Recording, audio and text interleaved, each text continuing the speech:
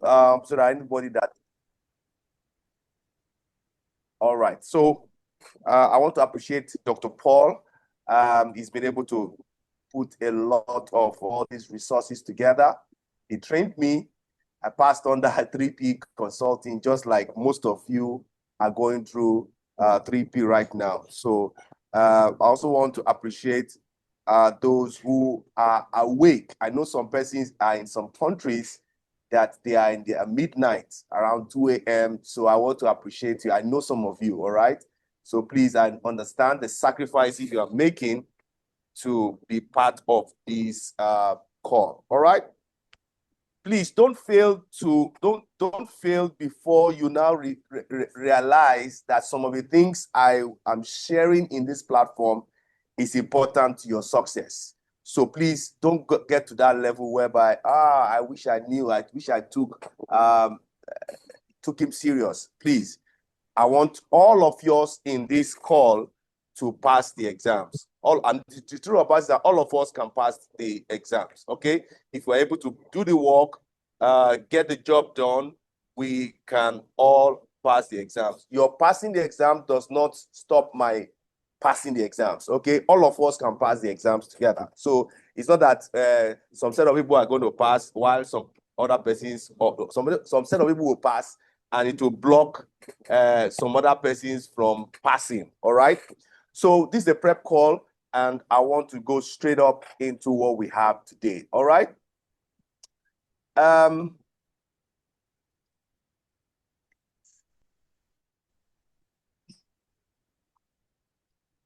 Okay, so I don't want to really bug you with my my credentials, but I'm sure if you Google my name, I'm sure you see quite a lot of things about me, all right? And this is just, I don't like blowing my trumpet, okay?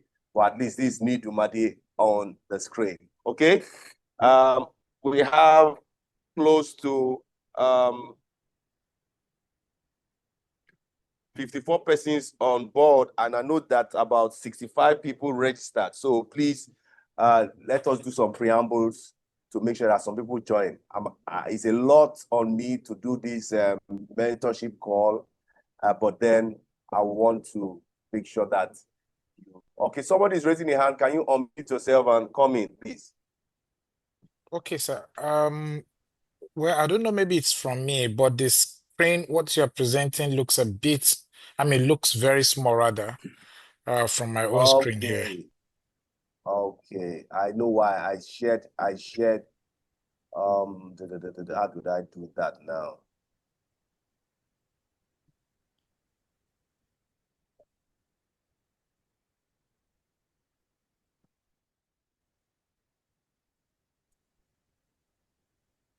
Okay, let me stop sharing, then I'll share again, okay? I understand your concerns. Okay, so I've stopped sharing. Are you seeing anything now? No. No, sir. Okay, so I'm just going to do the contemporary one. Start sharing. And then I pick up. Much better. Thank you. This is better. Is this okay? Yes, this is very okay, sir. Is that my brother? Because your voice That's correct, is sir. Yes, sir. all right, all right. I'm happy you're Thank in you, the sir. call. Okay. Oh, All yeah, right. thank you, sir. Thank Yes, sir. you for raising your hand. Please feel free to raise your hand. I want you to understand. Okay. All Thank you, right. sir. So I was talking about myself, right? But I didn't talk about myself, but I'm just me. Okay. So let's go on to more things, right? Today we're going to talk about how prepared are you, and then we're going to score ourselves at least in the next 40 minutes. I want to do that. I might not cover the whole persons in the call, but please, if you want to hear me one-on-one and you want to take advantage of that, I want you to subscribe to that quickly. All right. I want to know how prepared you are. If you are below 5, it calls for concern. All right. So score yourself over 10. Kelvin every time. He never picks up. He answered it what? He did not know it was me. He answered it. He was not speaking English. Okay. Okay. So I want to score yourself over 10. Then the next thing we're going to look at the mindset, the PMI mindset. We're going to look at the motivation. how to get yourself on a high spirit. We're going to look at exam tips, traps, how the exam structure, the areas, the domain, and things like that. Then we'll look at the exam interface. The exam interface. How is the exam interface? Also, we're going to look at time management strategies. Okay, time management strategies, and then we'll look at how focus techniques, how to manage your tension, and then also how to take a 10 minutes break rituals that I just carved out, and it's working, and it's going to work if you follow those rules as it is. You don't have to know why you have to perform that ritual. Just follow it. Okay. Just imagine one babalawo telling you that carry this to the exam and carry it to the exam. It has worked for me, for many people. Just follow it. And I found that some people don't listen to some instructions, and then later on they will not come and say, no, I will have listened to you. So please, then we also look at the exam day success and the closing motivation. All right. So that's just the outline for today. Then so please, I want to just take briefly some people. So please, ladies in the house, just come in, unmute yourself, and tell me how prepared you are over 10. And if you are not coming in, ladies, I'll call you. Please, ladies. 6 over 10. Don't just tell me your name and 6 over 10. I have a list of all your names here. So My name is Kosi. Okay, Kosi. All right. You said 6 over 10, right? Yes. Okay, so why is it 6 over 10? I'm still in the process of going through all the material, like all the videos, the questions videos, the process charts, the game. I'm still in the process of doing all of them, so I don't feel so confident. I feel when I go through all the material, I'll feel more confidence because I've not gone through all. Yeah.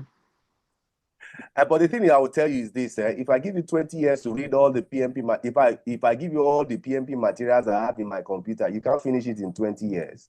I'm not kidding you. There are a lot of materials that you can read. You keep reading endlessly, okay? But the thing is, you have to study smart, all right? It's not a first class. It's not a distinction. It's not best overall. It's a pass or fail, okay? Don't fail too many questions that you get into the fail bracket. Pass as many questions so that you are in the pass bracket. And I know very well, this is just a speculation. Don't fail more than 30 questions, okay? So please, the question you need to be asking now is, do I know enough to be able to make 70% of the questions that's coming my way? Now, break it down to what it should be. If you do very well in process is 90 questions from the one, that's half of the questions are coming from process. So straight on, if you are very good with your predictive process, your agile process, your adaptive process, you should be able to say you are 50% ready for the exams, right? If you are able to go into the second domain, which is 42%, that's about 75 questions. You should be above 90% ready for the exams. Do you understand, Kosi? Yes, I get it.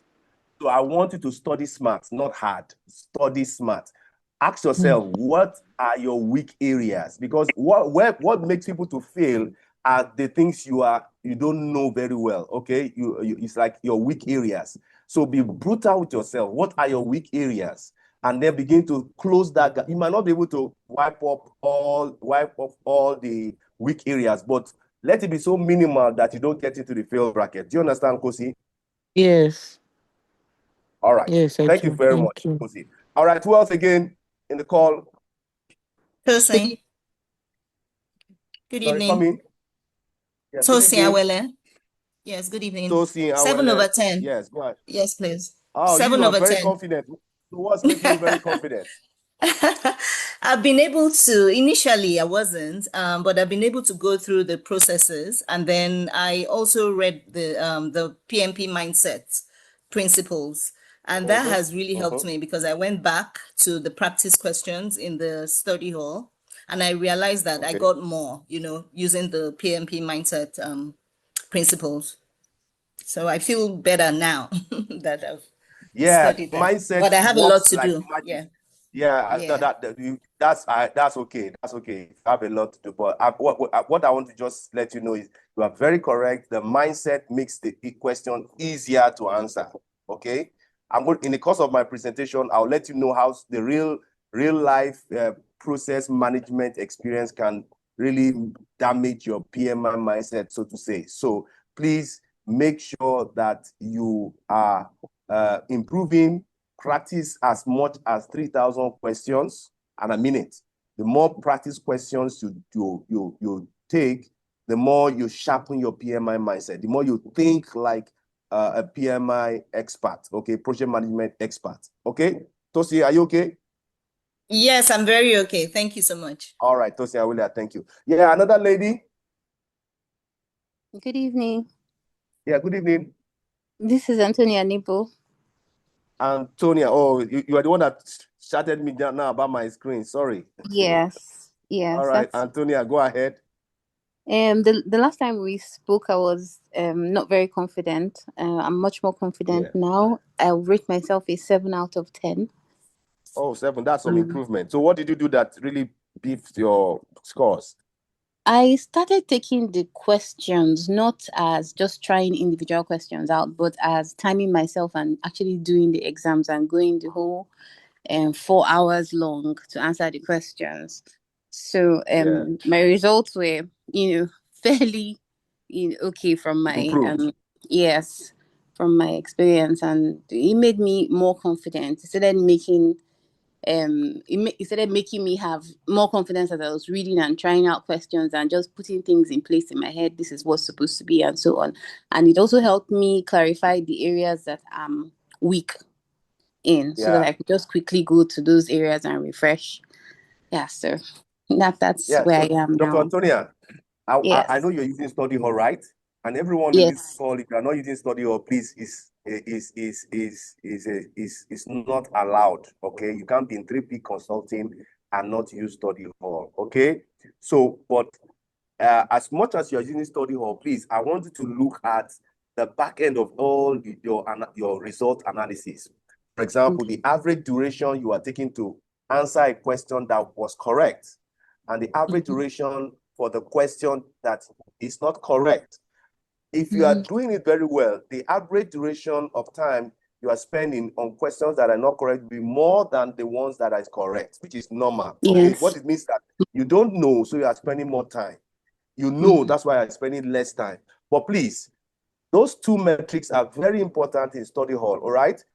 When you start with the first full length, you might have maybe 2 minutes, 1 hour, 1 minute, 30 seconds, but please always walk up the 2 metrics to 1 minute. Okay? Start with the ones that you know very well, and the one you get correctly, right? Make sure that you're answering average time of answering your questions is within 1 minute. Okay. Okay. All right. Thank Dr. you. Antonia, do you understand? And then please don't. I know you want to do 180 questions in one sitting, but that might not be a good strategy for your exams. Okay.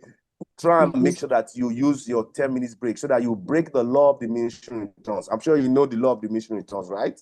Yes, I experienced it. Like you get tired towards the later part of fatigue the comes question. in, it affects your attention, it affects your focus, and I wouldn't want to advise anyone to write the exams one stretch, 180 questions under 4 hours, okay? If you're going to do that route, please, you must have practiced for like 10, 15 times, sitting down on one spot, having access to 175 questions, okay? And doing very well with your attention and maximum focus. But please, if you can't do that, I want you to take 10 minutes break, okay? Take your 10 minutes break to the fullest. Dr. Antonia, I hope you're good.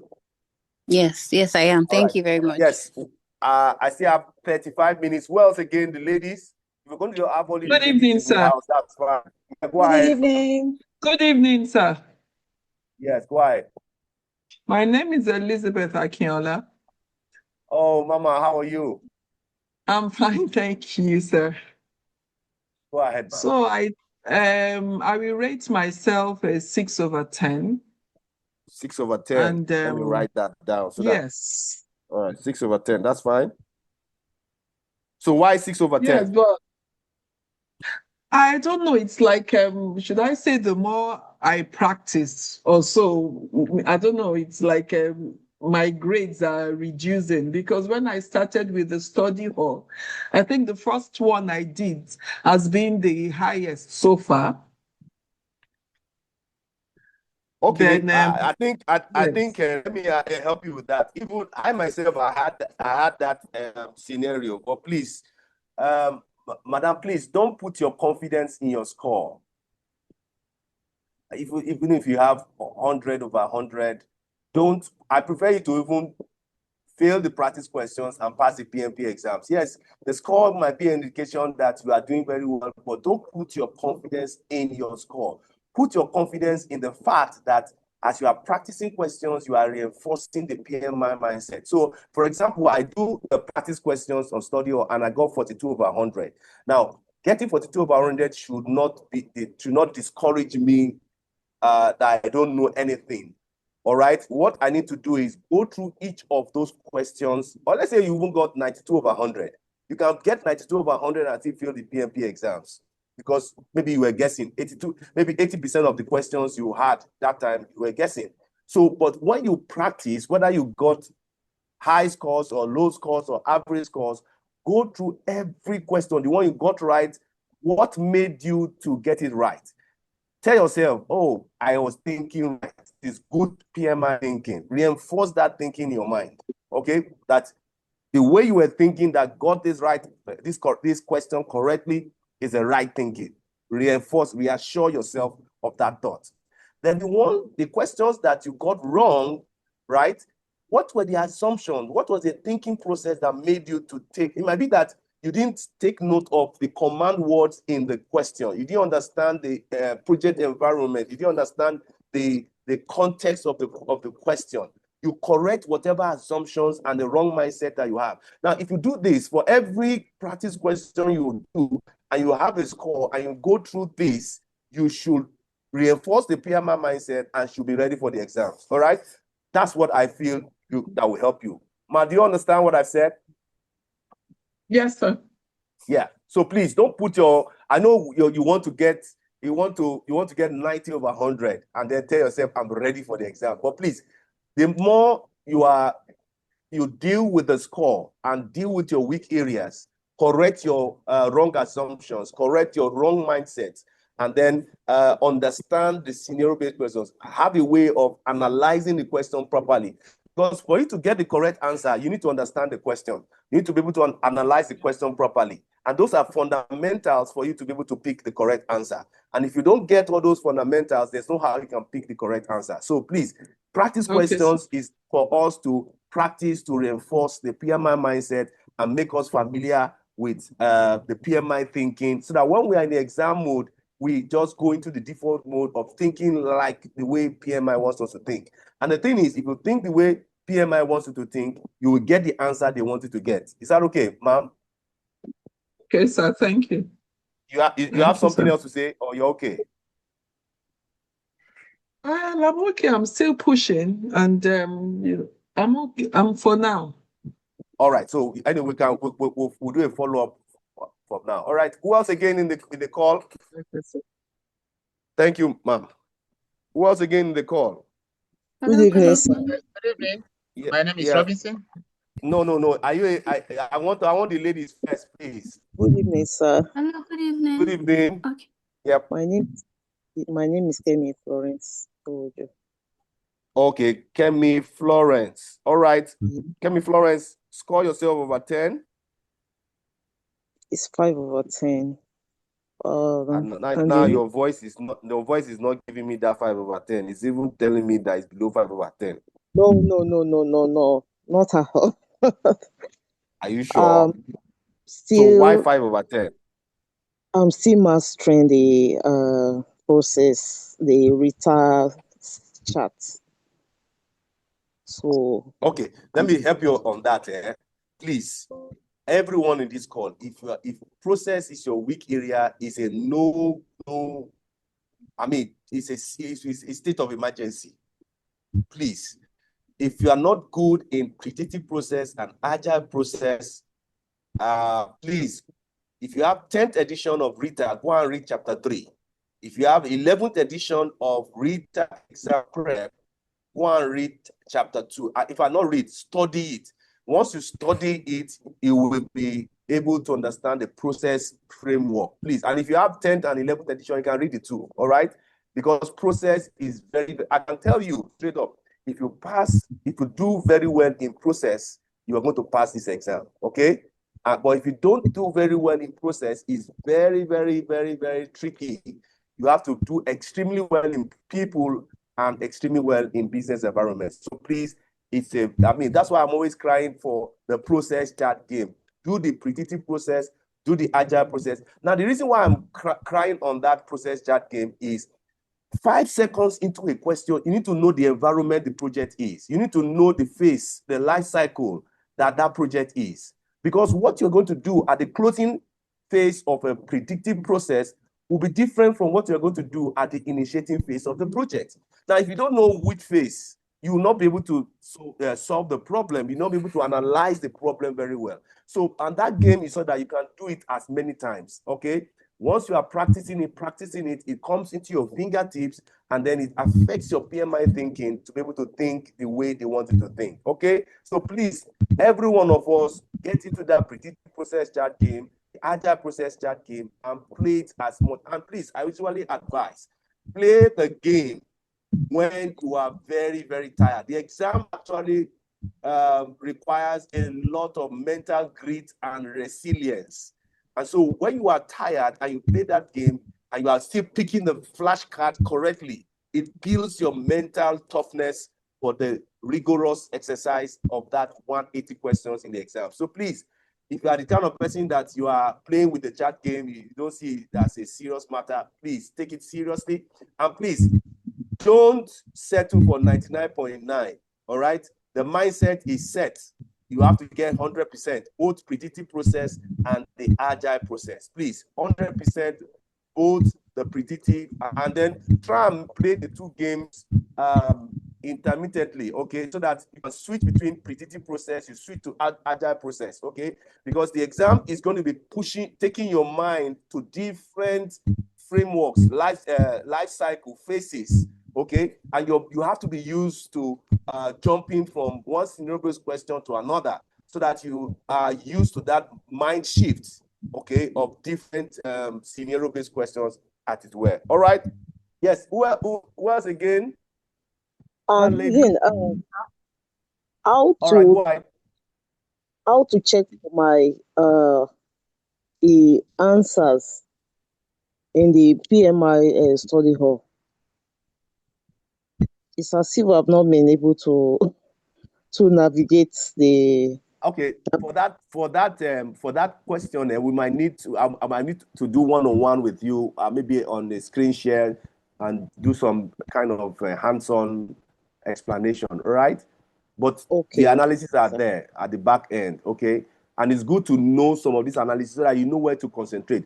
I'm of the opinion that your study plan should not be constant. Okay, your study plan should always be iterative to correct your weak areas. So if as you're practicing questions, you find out that you are weak in people domain questions, you might need to just create some more time for that people domain area to correct some of the weak areas in that domain. All right. And please, you don't have to read what you know. You have to read what you don't know. All right. The exam is not going to be testing what you know, is how much you understand. Okay. So you don't need to memorize. And please, when you are reading, read at the point, at the time that you can assimilate best. We're all different. Some people read in the afternoon and they assimilate best in the afternoon. Some people read early hours of the morning. Some people wake up in the middle of the night. We're all different. But someone like me, I wake up early hours of the morning if I want serious assimilation and understanding. So we're all different. You try as much as possible to hit the ground running with reading and studying PMP materials at the period where you assimilate better, because the exam is not going to be testing how much you know, is how much you understand and how much you can apply some of these principles. Okay, so that's that. Any lady again in the house? Thank you, sir. Thank you. Yes.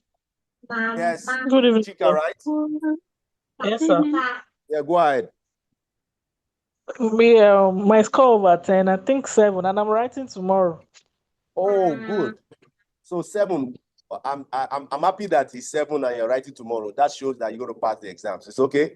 At least with what you're going to be learning here, I'm sure you should be able to beef it up like this 9.5. And I'm not kidding you. Okay. So what are your fears? Do you have any fears?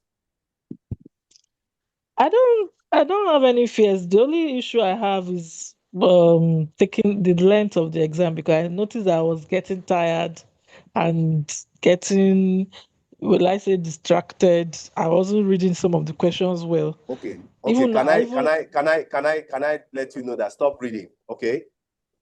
At least 24 hours to the exam. If you start reading now, your brain is already saturated. Okay. If I were you, you go and play golf or go and play cards or go and play Ludo. Just take your mind off PMP at least for tonight and tomorrow. Rest your mind. Okay. Rest your mind, rest your body, and don't do anything that requires screen reading. Okay. Because if you are going to the exam with screen fatigue, it will affect your performance. Okay, so please cool down. You can print out some things, like print out the study notes, print out the exam cheat sheet, and then be reading hard copy. Okay, but don't do anything reading on the screen. Is that okay? but I can't print out anything this night. Nothing is impossible. I have to sleep. Nothing is impossible.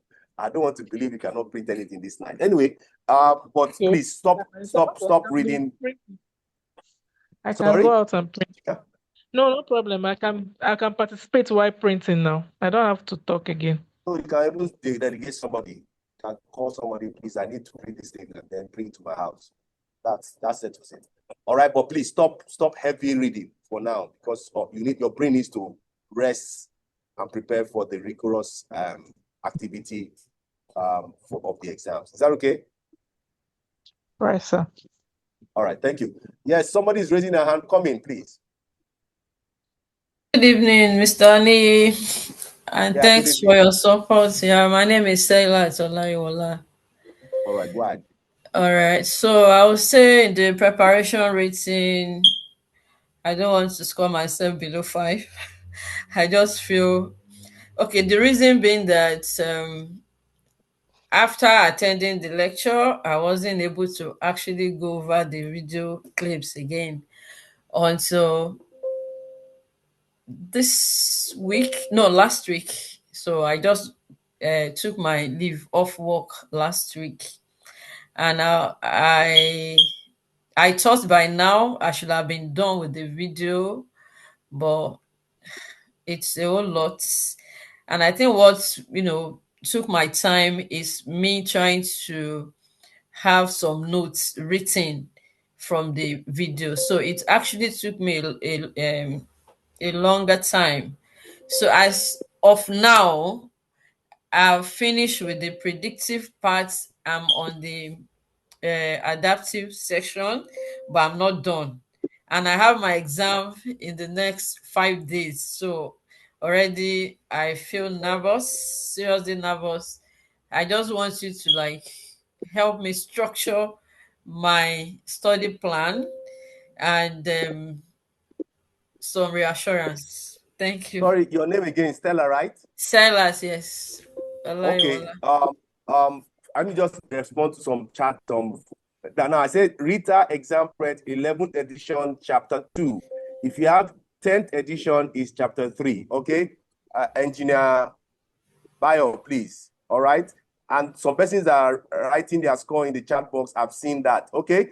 So sorry, are you responding to me?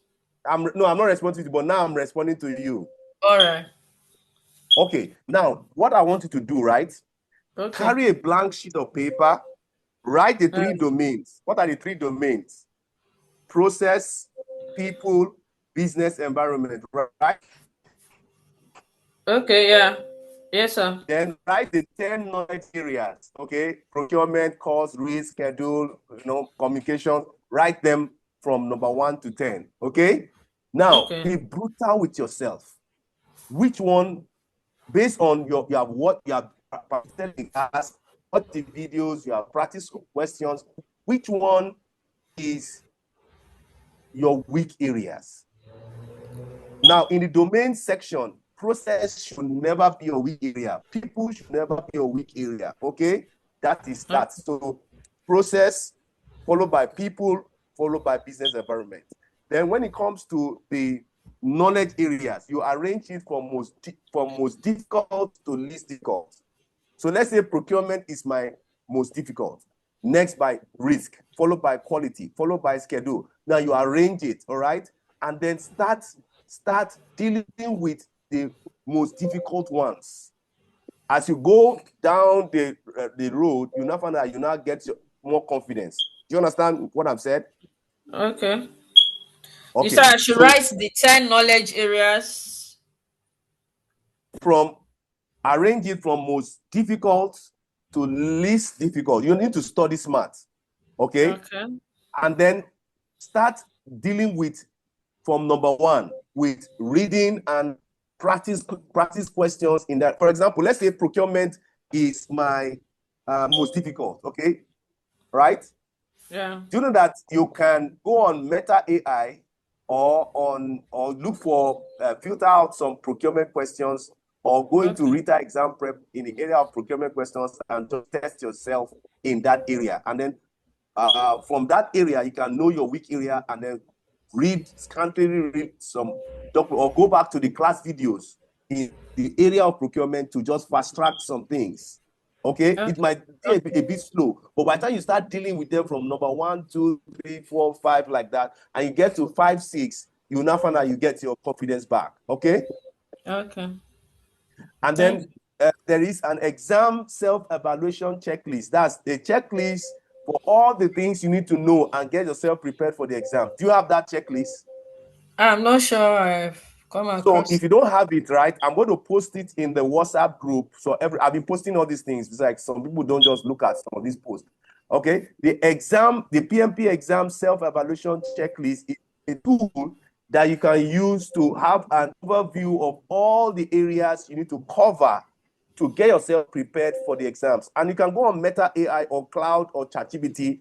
And please, this is something you can do within 30 minutes. Just put this prompt. I'm about to write my exams tomorrow, and I want to make sure that I do very well in process, I do very well in people, and of course, I have some weak areas I would like to mention. I'm weak in procurement, I'm weak in schedule, I'm weak in cost, and then ChatGPT will tell you, I'm willing to help you, okay? And then you now provide all the information I need to pass my exams in this area. Copy each of those checklists.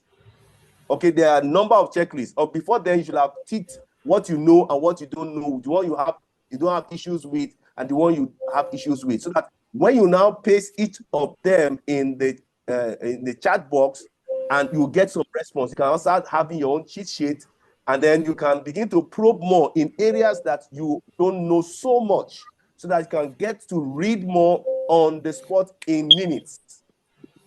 Okay. You understand what I've said? And you just need to study smart. Study smart. These things are not rocket science. You can pass your PMP with just 5 days or 1 week preparation if you know what you're doing. Okay. All right. Please Thank you. don't say 5 days. You can be ready in the next 48 hours if you do some of these tips I'm mentioning for you. Okay. Okay. Thank you. Yes. Somebody is raising their hand. Come in.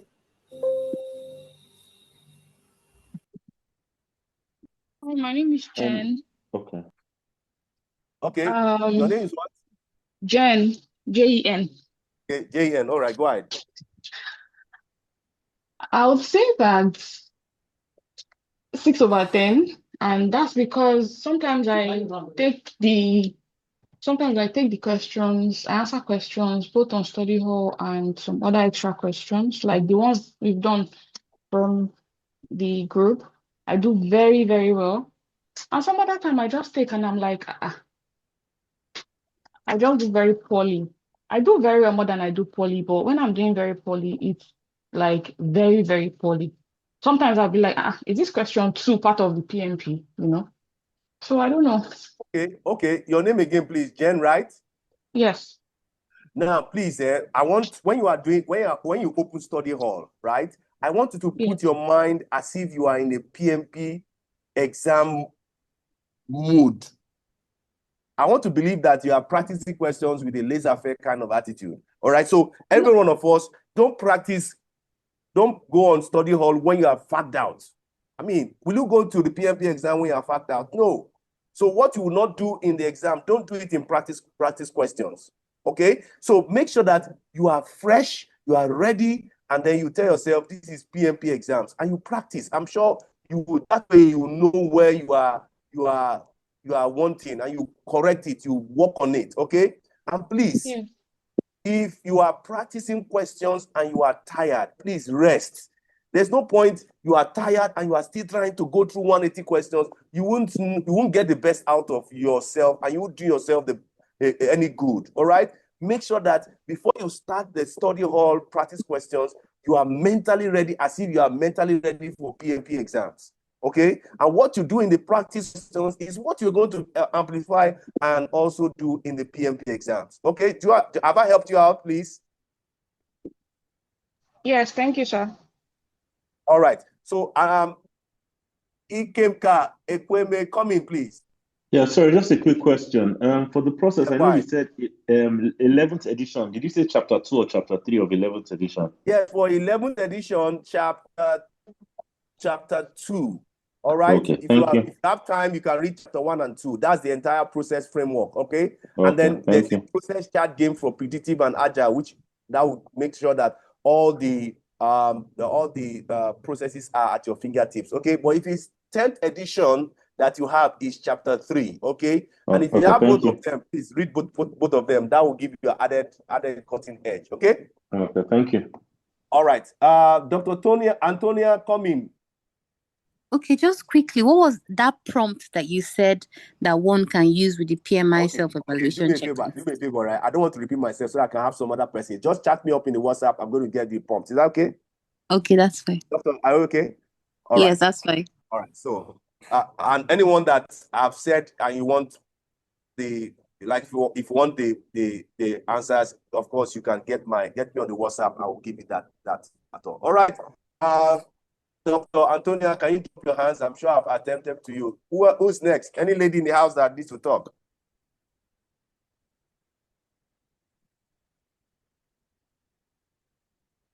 Hello, good evening.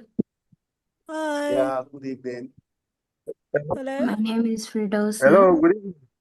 No, let me take Firdausi, please. Right. Why? Okay, sorry. My name is Firdausi, and I'll rate myself 6.5 over 10. Why not 7 and I think now? Let's approximate this thing now.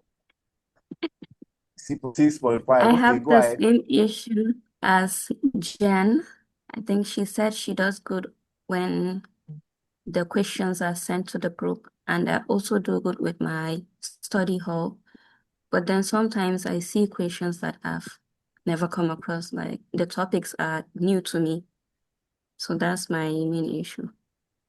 Okay, please, whatever question you are seeing in the study hall, right, is not, it's not exactly what you're going to see in the PMP. Okay, so don't cram any question or don't say this is what you are going to see in the PMP. They are similar. Okay, the questions you are seeing in the study hall is to build the PMI mindset, and if it does that, you are ready for the PMP exams. Okay, take it from me. When you are in the PMP exams, you will see questions that are similar to the ones in the study hall, and you will see another 20, 30 questions that you have never seen before. But trust me, if you have the PMI mindset, you will get the question correctly, even when you are seeing it for the first time. It's as bad as that. Okay? If you have the PMI mindset and you are seeing a PMP question for the first time, you should be able to get the answer at least 80% of all the time. Okay? So what you need to focus on as you are doing the study hall is not to get the high score or to make sure that you are doing well and score. Please make sure that you are reinforcing the PMI mindset. You are thinking like a project manager par excellence, like the way PMI wants you to think. And once you do that, you should be able to pass the exams. Is that okay?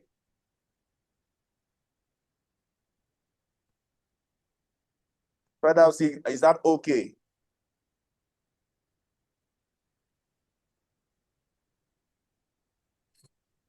All right, Umaru Sheru, come in, please. Umaru Sheru.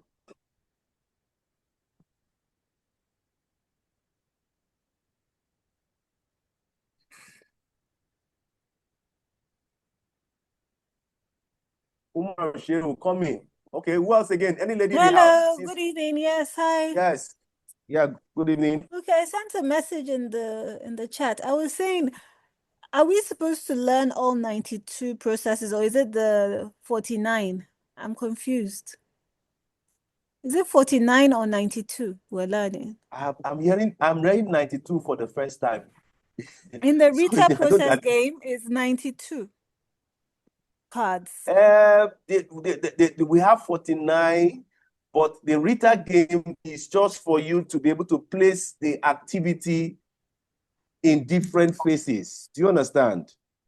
Okay, so they won't ask us. If you are very smart on the process chart game, you will see that what makes you to place each flashcard on different phases, whether it is a predictive process or agile process, is the activity that is done in that phase. So, for example, you want to hand over the project to the government, okay? That's under closing phase, right? So when you understand that that activity in the closing phase, all the synonyms around the action word in that flashcard are going to be used to coin the PMP question. Okay. Okay. So once you understand the phase, for example, you know that this question is testing you, is at the monitoring and controlling phase. So you're going to be doing a lot of analysis. So then you don't have to go do activity that has to do with initiating or planning or closing out phase. Okay. The idea of the process chart game is for you to be able to know exactly where you are in the project phase or life cycle. And once you know that, you'll be able to analyze the question properly. Once you analyze the question properly, you'll be able to get the correct answer, because you can't get the correct answer if you don't understand the question. You don't know, okay, for example, you don't know that you are diving into the swimming pool, right? And then you are now walking inside the swimming pool because you don't know that you are inside the swimming pool. But once you know that you are entering the swimming pool, you know that you're going to start swimming. So the idea is to understand. And the thing is that if you are so good to know that this question is a process domain question, this question is a business environment question, this question is testing me on this area. Because if you know that a question is testing you on certain area, it activates the residual knowledge you have in that area for you to be able to answer that question correctly. Have I helped you? Let me not give you too much information right now. But have I helped you out? Yes. Because I got confused. Please, I was like, are we supposed to know yes, this? so please, you don't have to cram whether it is 92 or 49. It's just for you to understand these things, these processes at your fingertips. All right? Okay. You are not thinking it. It's a mindset. If you actually have the mindset, it's not something you think. It flows. It's just like when I ask you 2 times 2, 4. You are not calculating it. It's just something you know. So practice it in such a way that it's at your fingertips, right? And if I'm saying this again, if you look at all the command words or the action words on those flashcards, the synonyms of those verbs, those pronouns, are what they're going to use to coin out whatever question to test you in that flashcard. Okay? All right. Any other lady again? Good evening, sir. Good evening. I'm Dorothy. All right, Dorothy. Yeah. So I would say 5/10 because... Is it Dorothy I gave my physical materials to? No, sir. Okay, go ahead, Dorothy. Go ahead. All right. So why 5/10? I just think I'm not quite there yet. Why? So let me ask you a question, Dorothy. How many hours are you putting in for reading every day? Talk to me, Dorothy.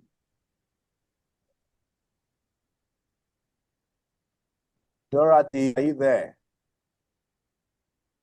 I think we've lost her. Oh, okay. All right. Anyway, Dorothy, if you come back, you can private chat me. I need to really help you because 5/10 is not, it's not. All right. So we have another Dorothy here. All right, Dorothy, go ahead. And I think we Yeah, have good like 3 evening. Dorothys in this call, right? Good evening, sir. Yeah, go ahead. So I'm Dorothy G. So like 2 weeks ago, I was called myself 7/10. Then I think I became so nervous, thinking that I'm going to do better. Then I came down with fever, and now I'm picking up. Unfortunately, most of the things that have gone, maybe I was cramming, I don't really know. I will rate myself now 5/10. And I have just few days to my examination. So I wake up in the morning, read for 3 hours, in the afternoon, in the evening. So I'm beginning to have a brain fog now. So I don't know. I'm kind of So what I crazy. would say, what I would tell you is that please, when you have a brain fog, stay away from reading. At least let your brain breathe. You can't push your brain beyond what it can. All right. I mean, just stay off. Watch a film, or there are many ways to read, right? I want to really probe you further, Dorothy G. Right? Yes. How best do you learn? Okay, let me just help you out straight up so that I'll save time. There are 2 ways to learn. Either you get the hard copy and you're reading the text, right? The other way is to watch audio visuals. How best do you read in these 2 mediums? Yeah, the audio visual is better for me because when I'm reading, I'm kind of doing a kind of drawing to see to put it in my own picture. That's how I So do can it. you go on YouTube and download all David's videos? And if you have those links, chat me up. I'm going to send it to you. All right. I mean, the persons that watch class videos and YouTube videos and they pass PMP exam. Okay, they didn't read any other thing. All right. So if you are the kind of person that you are overwhelmed by reading a lot of text, you can just go on videos. All right. And sometimes videos also are played at certain times when you are in the mood to listen. Okay. So please watch those videos. And then when you are listening to David's videos, just try to understand how he's thinking. You know, he's explaining how he's thinking. So don't just jump to the answer. Just follow how he's thinking, eliminating this, explaining this word. Because if you see a PMP question on the screen, right, all the words in a PMP question are not having the same weight. There are some that if you don't know their weight, you will not be able to analyze the question very well. For example, what is your best course of action? Best course of action is a weighty word in that question. So you need to be able to filter out the question, the command words, the context, the issue or the problem in the scenario-based question. Those 3 things, if you're able to put them, filter them out from the question, then you are able to analyze that question properly. It aids your understanding, and the more you understand, the more you're going to get the right answer. Is that okay? Yes, thank you. All right, thank you, Dorothy. All right, let's take 2 more ladies, and then we'll go to the guys. And I think the guys might just take like 5. All right, 2 more ladies. If there's no lady, we'll go back to the guys.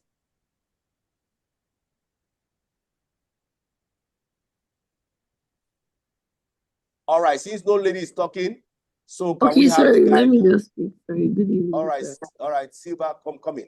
So my name is Sylvia. You've actually addressed part of what I wanted to say. So I would actually rate myself 5/10.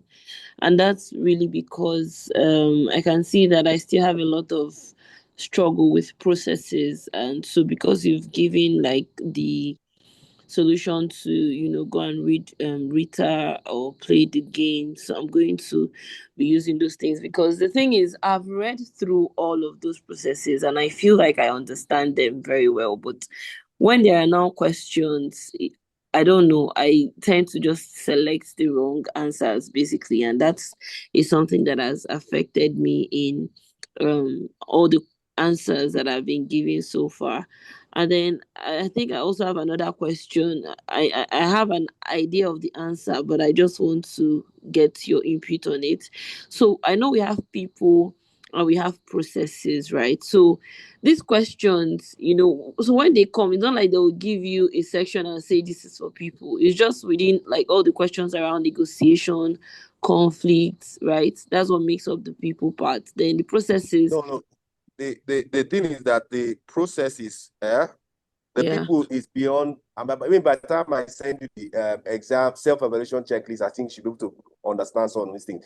Now, when you have questions around human resource, communication, teamwork, conflict management, facilitation, collaboration, those questions are around people domain questions. Okay. Okay, so they are not processes. No. Because like communication still has its own processes. No, there's a way communication can be fused into process domain questions. Okay. But they will be testing you on communication, even when there's a process behind it. Okay. Do you understand? Yeah. Yes. Now, do you have study hall? Yes, I do. All right. So now what I want you to do is, let's go back to the fundamentals. The way to answer PMP question, start with reading the question. Now, the way you read the question matters greatly. Now, for all of us in this call, you can learn how to read the questions. Maybe some of us, we have not done protected exams before. So reading on the screen, question on the screen can be a bit weird, okay? You can learn it, all right? Learn it. Just practice reading questions. Ask yourself after reading the question, do you understand? So that you don't read 3, 4, 5 times, okay? Practice. Once you practice reading and you understand the reading pace, that unlocks your understanding, because there's a way you can read that can make you lose time. There's a way you can read very fast that can make you to lose understanding. So you need to understand your sweet spot of reading pace, that when you go at this pace, and you need to be confident with that pace, that if I go at this pace, I can go on a constant with full focus, rapt attention, and understanding the question, because it's very key for me to getting the answer. All right? Is that okay? Yeah. So, but then the other thing was that, anyone you fail, right? Go through, why did you fail it? Learn from it, reinforce the PMI mindset.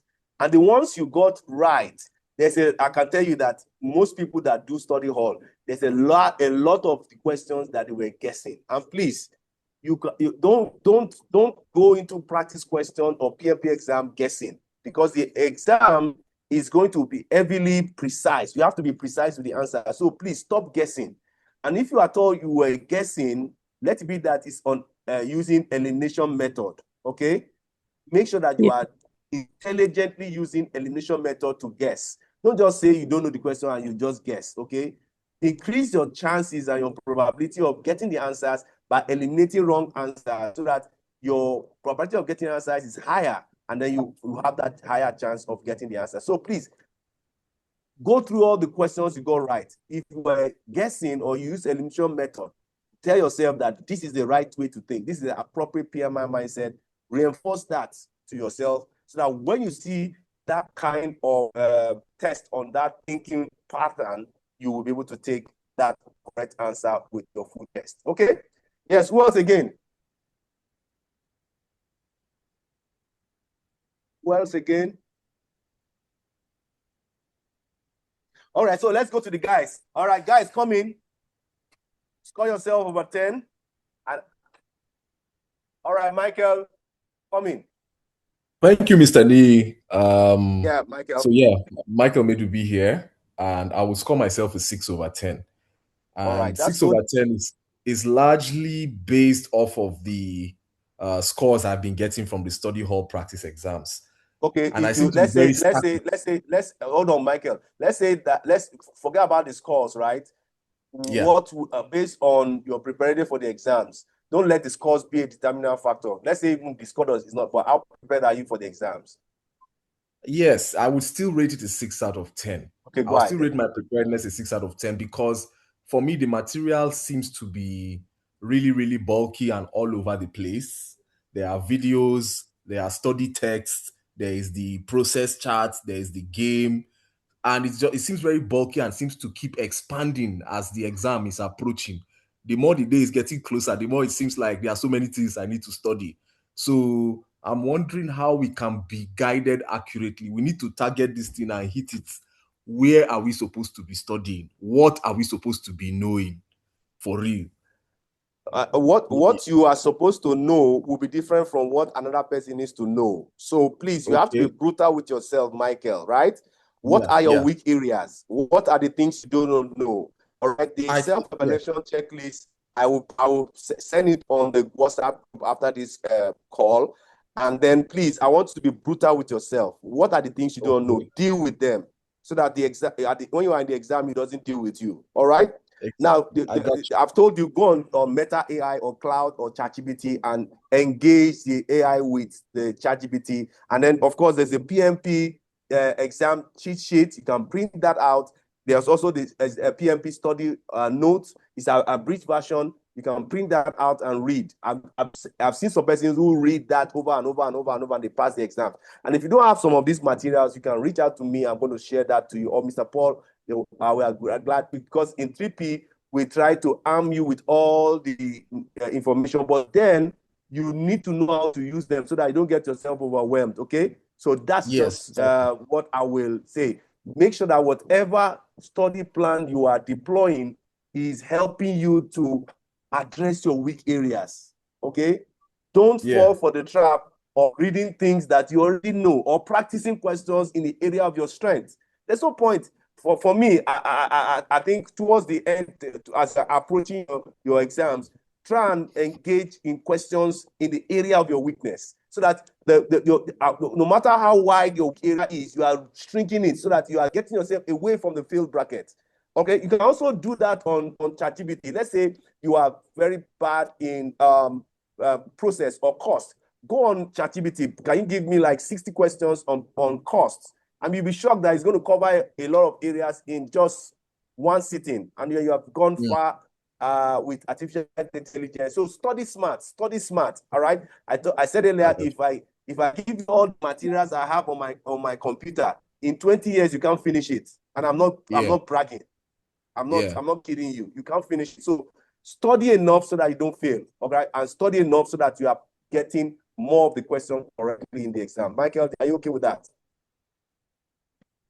That works for me. Thank you very much. All right. Yes, Raphael, come in. All right. Good evening, Mr. Niyi. Thank you so much for all you do. My name is Raphael. I will say 7/10, and I'm taking exam. And I'm taking my exam on the 2nd of July, God's grace, next week, Thursday. So, what I've noticed now, because this is my second time, I'd failed once, and I realized that what I did do that time that actually caused the failure was what I'm getting better now. Like you said, not really. I'm doing well in the question and answered from the study hall and other platform, but that's not really the main issue for me. The thing is that I begin to notice some salient, I'll call it, is it verb now, action word that will let me know that when I hear this thing, I know this is it's on execution. When I hear this word, I know it's on control now, monitoring and control. Right.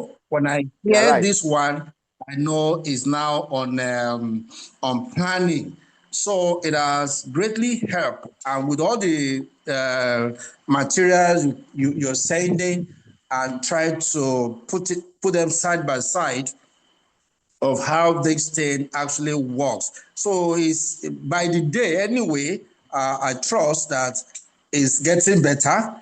And hopefully, God's willing, on Thursday, we'll have a cause to celebrate. So I will just say that for now and keep also reading and studying. Yes, sir. Mr. Ralph, I appreciate your openness that you are writing this exam again. Please do me a favor, Yeah. right? Send me your last Okay. result and then let's talk one-on-one, okay? So that I let All you right. know that you are not repeating completely what you did the last time. Is that okay? So Yes, please, I know. I had let's a very bad result on process, so I focus more on no, if process you don't, this time. I'm happy you are saying that if you don't do very well in process, there's no how you can pass these exams. Okay, so Yeah. please play that Yes. process chat game. All right, play it Yes. as many Yes. play it.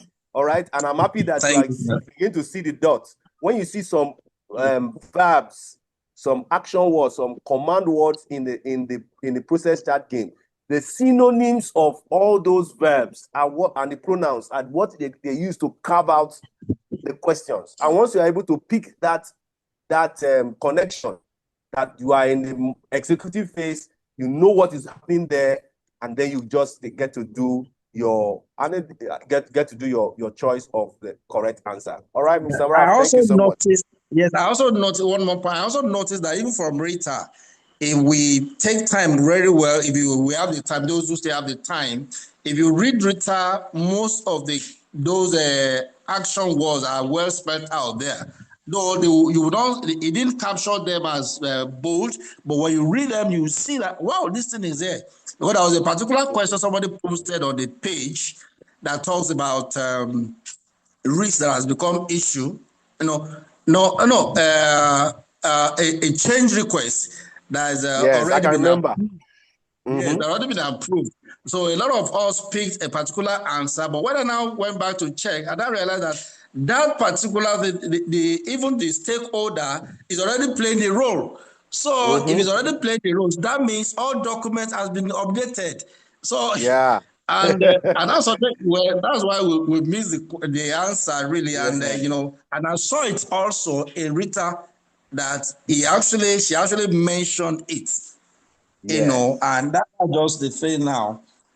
yes. Thank you so much, sir. Thank you, Mr. Ralph. I appreciate that. Robinson, can you come in? Your hands is up. Mr. Ralph, you can drop your hands. Let me take Yes, I'll Mr. do. Robinson and then Thank you. Chinedu. Yeah, thank you very much. Can you hear me? Yeah, go ahead. Hello. Yeah, my name is Yes, I can Robinson. hear I you. can score myself 6/10. Okay, 6/10. That's good. One of my major challenges is timing. If I take more time, I get more scores. But I just found out that I need to increase my speed. And secondly, okay. I have some issues. Process is not a problem. I think my problem is people, and I work on that. Okay, so when it comes to speed, right? I think I will let you know that I think in the course of this presentation, you will be able to see how to manage your speed. Okay, but when it comes to time management, please don't be over perfectionist. Okay, I'm sure you are trying to. From your personality, I can see that you want to get everything right, and so you take more time. Please, be fast about it. Maximum of 1 minute to each question. Okay, maximum of 1 minute to each question. And how do you use that? Maximum of 30 seconds to read the question and the option. And you can practice this. Maximum of 30 seconds to read the question and the option. Then maximum of 30 seconds to evaluate and pick an answer. All right, Mr. Robinson. That way, if you spend 1 minute on each question, you should be able to finish the entire 180 questions within the stipulated time. All right. So, but please be attentive because there are some other things I'm going to share on speed and time management in my presentation. All right. Chinedu, come in. So I'm going to take just 3 more and then I'll go into my presentation. Chinedu, Amusa, and Itodo. All right. So Chinedu, come in, please, quickly. Okay, sir. Thank you very much for this session. Sir, my case is a case of shame. Is the case of if what? I'm to score shame. I'm ashamed to say it because when I read the question, it seems like I understand it and then I feel it. But when reviewing the question, I know the question, but I've read it wrongly.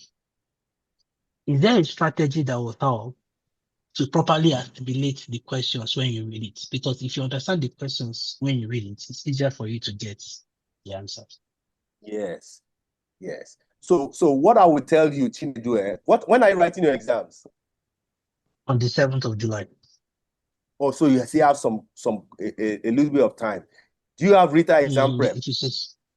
Yeah, you've shared some links for us. I've been reviewing it Okay. online. Now, in the first, I'm not telling you to go and read Rita, please. In the first page of every chapter, there are keywords. Okay, because you need to understand the PMI language and terminologies. There are keywords for every chapter. If you can just go through each chapter, right? This thing you can do it in one hour. All right.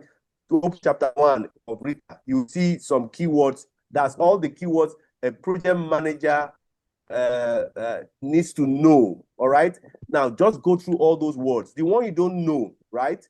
Try as much as possible to know them, because I want to believe that you need to get to understand those terminologies very well. Once you understand the terminologies, you'll be able to analyze the question properly. And once you analyze the question properly, you'll be able to pick up the answer. You can't pick a wrong answer if you understand the question properly. Chine, did you understand? Rita, yes, sir. So go on, Rita. All the chapter has what I call keywords. So pick all the words. There are some you will know, you tick it. The ones you don't know, write them out. You can use ChatGPT to, please give me all the definition and things I need to know about this keyword in PMP. Then you'll be able to get yourself fast track to understand all. Because for you to go into the exams, you need to be very, very constant with the PMP terminologies. All right. There will be some terminologies in the exam that are like a trap. If you don't know all the terminologies, you will fall for those traps. And I think that's what is playing out for you, because you don't know all the terminologies. So when you see, say, a terminology that is not a PMP one, you fall for those traps. Okay, so go on, Rita, and go through all the keywords, all the vocabulary, or the language, PMP language, and make sure that you are very conversant with all of them, because those words are what you're going to be, the PMI is going to use to craft out the questions. All right, and that should help you, Chinedu. All right, Amusa, come in. Okay, good evening, sir, and good evening, everyone. Yeah, for me, I would say that well, I don't want to put it too much on that high note. I would probably say I'm on 6%. And the 6% was a very huge increment from 5%. I probably would have said 6.5, but let me maintain 6.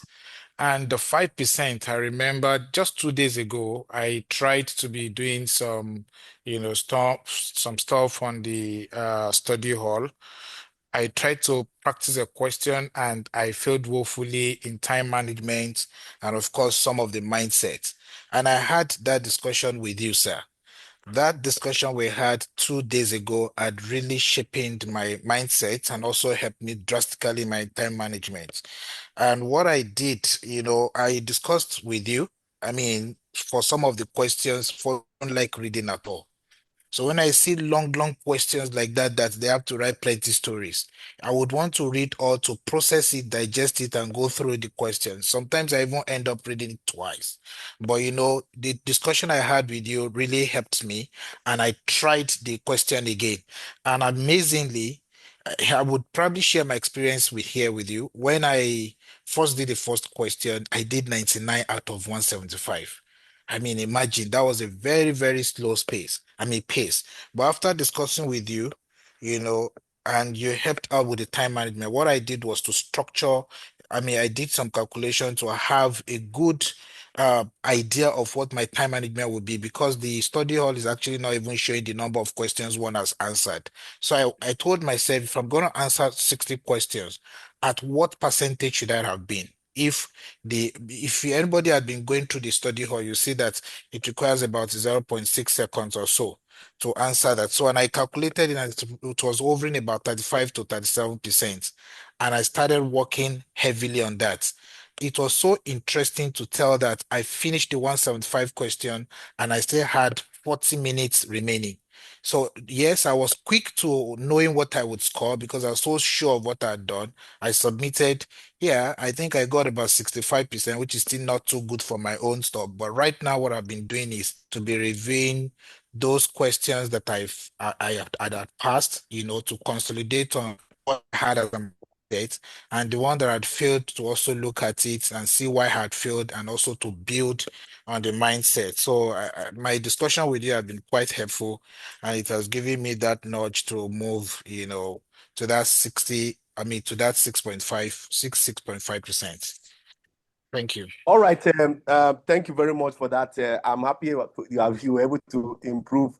Please, all of us, if you cannot read very fast, just get newspaper and just start reading. Just read. Understand your reading pace. Understand your reading pace so that, if it's 300 words per minute or 400 words per minute, don't read too fast so that you now find your understanding vague, all right? And don't read too slow so that you now get to mess up time management. So thank you for that submission. And I know with time, you're going to get to improve more, right?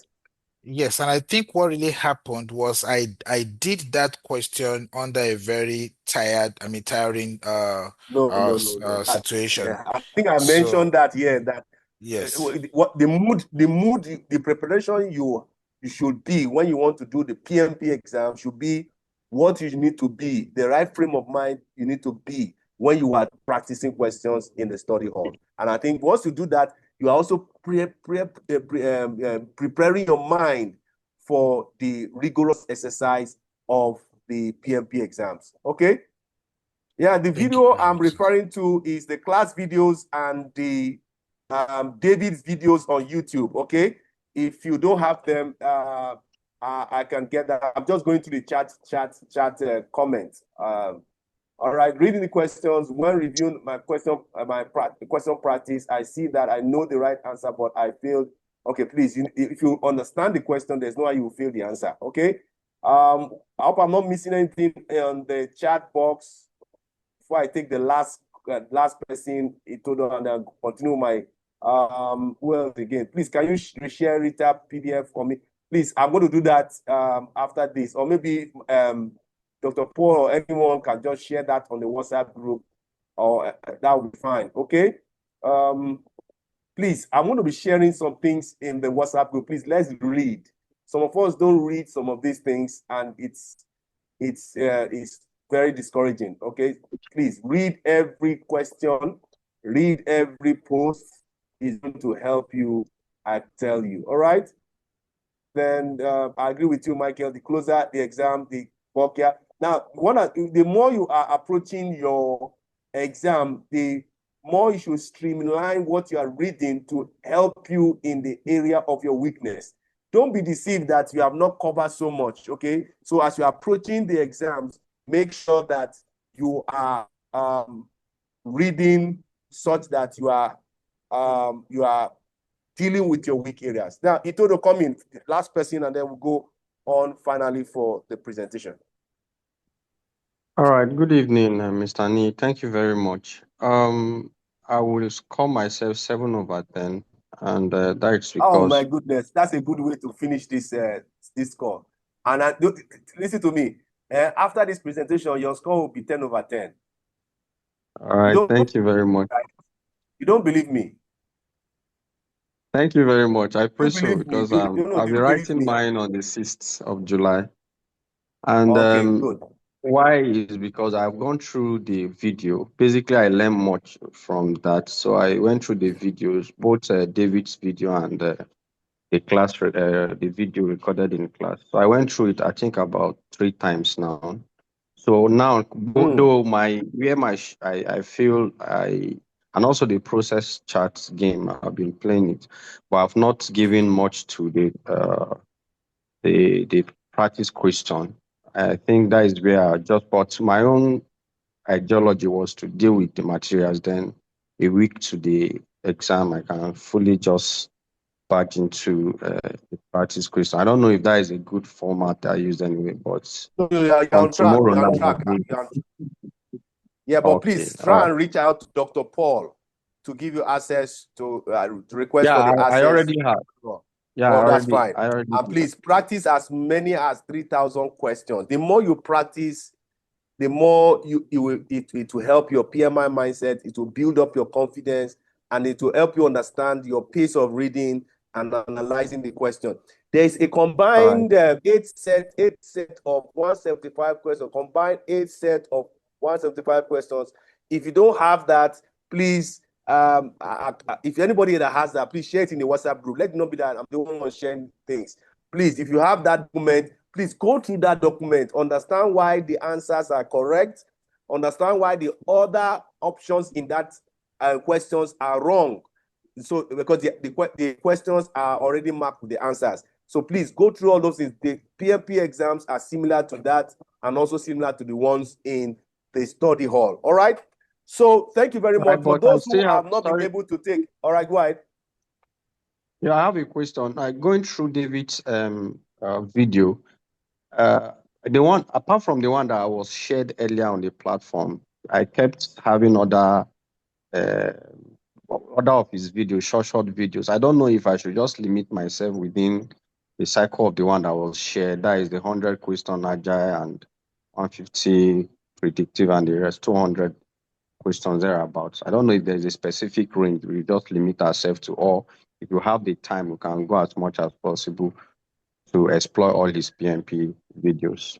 No, David YouTube is very fantastic. If you can go through all the videos, that'll be fine. There is the one for 200. Please, that one is a must. There's the one for 150 waterfall, 100 waterfall. The questions. Please download those videos on your computer. And you see, I understand some of them can be lengthy, right? You can increase the pace to, let's say, 1.5, 1.7, 1.9.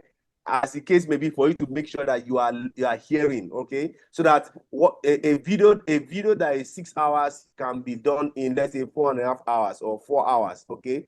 All right, so please let us study smart, okay. Don't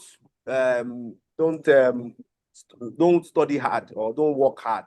Study smart, and then make sure that you go through. I know the exam is going to be 60% Agile and 40% predictive, so please just make sure that you are around that approach. Okay, Itodo, are you okay? Drop your hands if you're good. All right, okay? Thank you very much. Okay, yes, I am. Thank you. All right. So for those who I did not take in this call, please, you have my number. We can always talk. And then make sure that you have any issue. Dr. Paul is on ground. I'm on ground. We are willing to help you as much as possible. Please don't keep quiet. I know some persons can be an introvert, but please reach out. Even though if you cannot talk in the WhatsApp group, but reach out to Dr. Paul or myself personally. We are willing to help you. All right.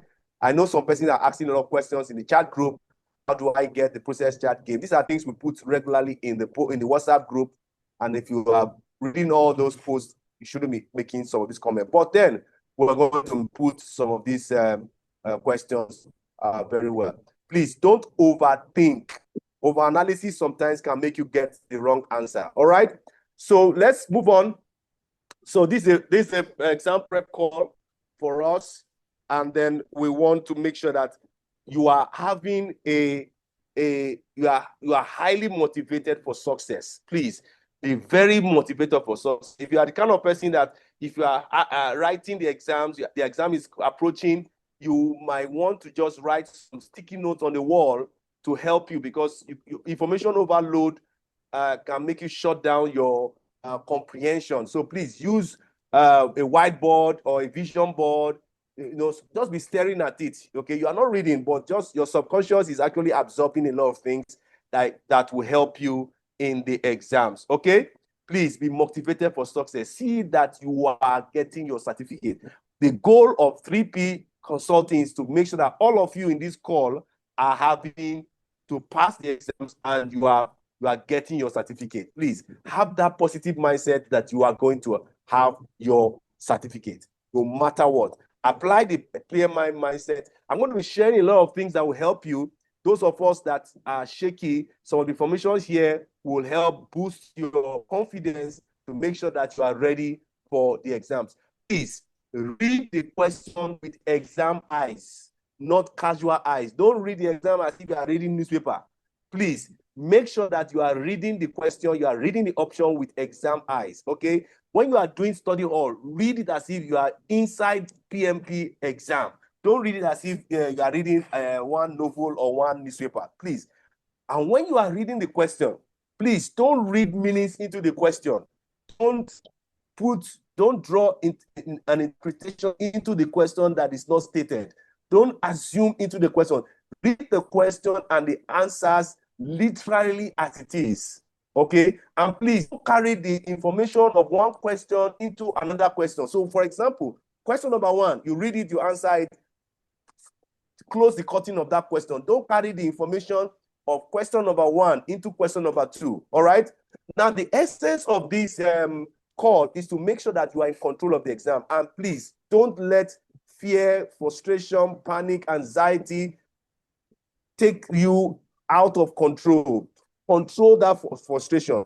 Maintain your focus. Maintain your attention. The only thing you cannot control is the question that will be thrown at you. But every other thing, I'm going to arm you to get to control the exams, okay? The thing is that the exam is going to be boxing you. And the reason why it's boxing you is that it wants to know if you are thinking like us, if you are thinking like one of us, if you are thinking like, if you have the PMI mindset. And if you don't have it, the frustration will expose you. But please control the exam, all right? Be in control of the exam. Use the exam self-evaluation checklist to make sure that you have covered all the areas, and then use AI, use your cheat sheet developed from artificial intelligence to make sure that you work on your weak areas. Please work on your weak areas so that that weak area does not get you into the failed bracket, okay? The exam is not going to be a first class or third class. Is a pass or fail, okay? So make sure that you know enough to pass the exams. You know enough to pass the exam. And the thing is, it's such that you don't have to enter into that exam without the PMI perspective, the PMI mindset. You have to follow the project management good practices. And please focus on being proactive as a project manager. Look for questions that is solving the problem on the long term, not temporarily. Look for answers that is portraying being proactive rather than reactive, so that you are addressing the root cause. You can't be picking an answer that is not solving the scenario-based question. Ask yourself when you are picking the answer, is this answer solving the issue in the scenario-based question? Also, emphasize quality planning and stakeholder engagement. Please avoid real-world habits of project management. I'm working in an office that we are into project management. I can tell you the real-world project management experience, especially in Nigeria. I know in some first world countries, they are really advanced, but we have very bad habits in terms of project management experience. Please don't let that affect your PMI mindset. Put away all the project management experience, the real world project management experience that you know, because it's not going to help you in reinforcing your PMI mindset. Please also watch against micromanaging, because PMI supports collaboration, facilitation. Please don't ignoring change control is a no-no when it comes to PMI. Skipping planning process is a very for waterfall, the predictive process. You need to follow it. That's why those who are doing the predictive process chart game, you are not getting 100% because the planning phase follows a sequential order. Okay, there is something that should be number 1, number 2, number 3, and yes, there's a little bit about memorization there, but the more you are practicing that process chart game, the more it goes into your fingertips. Okay, managing by assumption is you need to know the scenario-based question that you are dealing with. Okay, now understanding the PMP exam structure. Please, you're going to be writing 180 questions. 5 of it will not be assessed. So 175 questions is what PMI is going to assess to grade you for a pass or fail. Now, that 180 questions is going to be done in 230 minutes. Now, with 10 minutes breaks, with 2 10 minutes break, which is not included in your 230 minutes, okay? Now, the whole question is going to be coming in 3 domains. Process is 50%, about 90 questions. People is 42%. That's about 75 questions. Business environment, which is about 15 questions, that's 8%. Okay. Now, once the syllabus changes, all these metrics is going to change. But please, if you do very well in process, you do very well in people, you're going to scale very well in this exam. Please, then all the 180 questions, I can put them into two categories. There's one category that will be testing your analysis. Okay, the question is doing an analysis. It wants to test you on the further analysis to that scenario-based question. That's why you see questions like, what are you going to do next? What are you going to do first? Okay, that's a question that is not making you to jump into conclusion and make a decision. Okay, so what were those kind of group of questions? The second group of questions is that the question has done all the analysis for you, and he wants you to be proactive to take a decision, or there is a change in government regulation, he wants you to take a decision. So those two category of questions, all the 180 questions will be in those two category of questions. Okay, now the exam, you can write it in two ways. The first way is to make sure that you have access to 180 questions under 230 minutes, and then you are able to submit. The cons of that is that the law of diminishing return and screen fatigue is going to set in.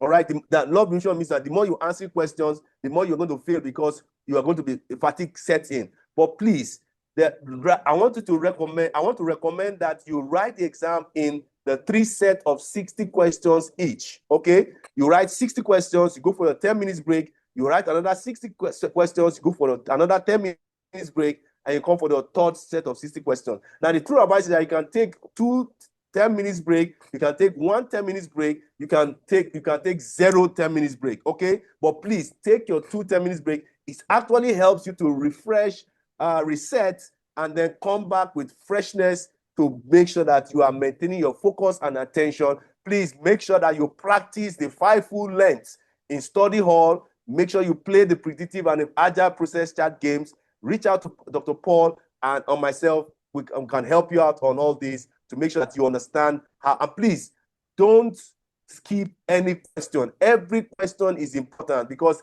every question is testing you in one task, in one area, in one domain area. So please make sure that you use all the 230 minutes to cover all the 180 questions before you submit.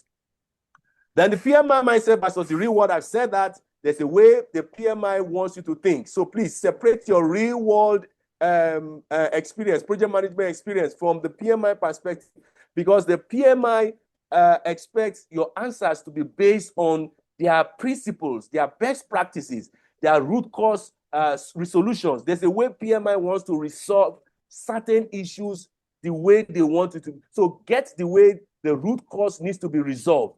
Okay, PMI also supports proactive leadership, stakeholders engagement, proper change control, okay, management, okay, all right, and quality focused decisions. Please, especially quality, you know, when you want to answer quality that has to meet with requirement, there's a way, there's a thinking behind it, so that you don't use your real world experience to work against your quality focused decisions in the exams. Okay, then please, there is a traditional way of answering questions. Now, all of us, I'm sure we have done exam before. At least you have done SSC, you have done JAM, you have done SAT, TOEFLs, first degree, we've gone to universities and things like that. Please, there is a traditional way of answering questions. The traditional way of answering questions is that you read the question, you read the option, and you pick an answer. But please, that traditional way of answering questions might not be the best for all the 180 questions. Now, the reason for this call is, at this session, this masterclass, is to arm you to get yourself to be free. Okay? If you are in a room and you are locked up in a room with one door in, exit, right, and that door is locked, that calls for caution, for panicking. But please, once you know that you have 20 doors that you can go out, you check the first door and it's locked, you'll be relaxed. Then you can go to the second door. If it's locked, go to the third door. All right, you relax. But so the essence of this masterclass is to arm you with flexibility and options, so that when one does not work, you can go to the other one. So there's a traditional way of answering questions. The non-traditional way of answering questions is so that you can, and I think the non-traditional way helps in in handling wordy questions. Okay, you have a lengthy questions. All right, like one person said in the earlier on, if you have a lengthy questions, please take it from me. If you have a lengthy questions, there will be traps, there will be irrelevant informations in that question. So please, traditional approach might not work. Sometimes you can read the option first, then read the question. That might, and when you read the option and you read the question, you're able to filter out the relevant information that you need. Sometimes reading the option might let you know this is testing me in this area. And by the time you read the question, you'll be able to critically look at the question well. So non-traditional way works for lengthy question or wordy question like that. All right. Sometimes you can read the last sentence of the question, read the option, then read the entire question and pick an answer. That increases your chances of getting the correct answer. All right.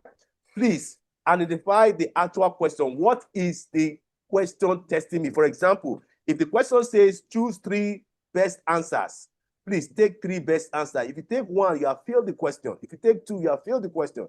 Please identify the actual question and answer it. Sometimes the actual question is in the last sentence of the question, and please, you can look at that critically to make sure that you are answering the question. Please ignore irrelevant information. Sometimes PMI will want to put information into a question that is not needed in the question. All right, so don't fall for irrelevant information in a question, and because by the time you pick an irrelevant information and you start to analyze it, there's no how you go to get into the answer. By reason of knowing what this question is testing me, you will know that certain information are not needed. All right, read all the 4 options before taking the answer. Please don't read option A and pick the answer. If I be in the mental discipline of not picking an answer until you have read all the options. Even when you are practicing in study hall, read all the 4 options before you now activate your choice of answer to that question. All right, and please use elimination method. Now, I'm not saying use elimination method for all the 180 questions. If you are 70% sure, you are 80% sure, please move on. Okay, don't be 100%. I'm sure some of us are so we want to be perfect. We want to get 10 over 10. We want to get 100%. But please make sure that you use elimination method for the questions you don't know, so that you don't spend too much time. Sometimes you don't understand the question, but you know what is not the answer. Sometimes you have 4 options, and you know that 3 of the answers, you know that this can't be the answer. It doesn't align with the PMI mindset, even when you don't know the answer. So you're not knowing the answer, but by not knowing what is not the answer, you can pick what is the answer, even when you don't know the answer. So please improve your pass probability by using elimination method, by eliminating what you know is not the answer, so that you can be able to increase your chance of getting the answer. Please, I want to correct or adopt this attitude. Don't go into the exam looking for right answers. Don't go into the exam looking for correct answers. If you go into the exam, you're going to see more than 2, 3 correct answers. All right, and that will create confusion for you. Please, when you are reading the option, look out for the best answer. All right, not just true statement. Oh, this statement is true, and you pick it. No, look for the best answer that solves the issue, the command words in the question, so that you are able to answer. And take it from me. If you look for the best answer, 96% chance is that you are taking the correct answer. But if you go into the exam looking for correct answers, I can tell you that 80% chances that you have not taken the answer. So please look at the best answer. Look at, from all the options that are given to you, what is the best answer. And sometimes the best answer might not be the right answer, but it's the best answer from the options that is given to you. Ensure that your answer aligns with the PMI mindset, okay? Once an answer does not align with the PMI mindset, please don't choose it. And please don't assume into the question. Read the question literally, read the option literally as it is. Don't read meanings into the question, and don't over-analyze into the question. Don't over-analyze into the question. If you are following me, I want you to give me a thumbs up and you understand all the things that I've been sharing so far.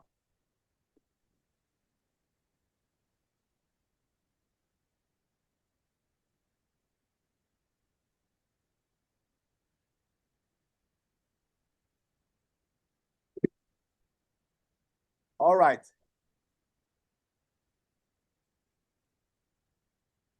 All right, thank you. I can see the thumbs up. All right, thank you very much. Okay, so let me go on with the next slide. Now, if you are there's a rule that I want to explain, the 60 seconds rule. Please, you have 230 minutes to answer 180 questions. Please make sure that you don't spend more than 1 minute to answer each PMP question in the exam. And how do you use the 1 minute or 60 seconds? Make sure that you use maximum of 30 seconds to read and understand both the question and the answer, and maximum of 30 seconds to evaluate and select an answer. If you maintain this for 60 questions and you take a 10 minutes break and do that for the second set and the third set, you should be able to finish the questions, the 180 questions, before time. Subconsciously understand your reading pace, as I said earlier, so that you are confident in that pace, that you are at this pace. If I read at this pace, I'm going to understand the question. Please, maximum of 60 seconds per question. That is the rule.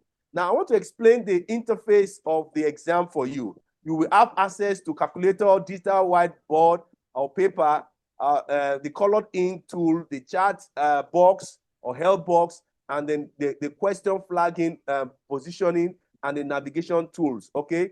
Now, once you are writing the exam, you see something like this on your screen, all right? You see that welcome page.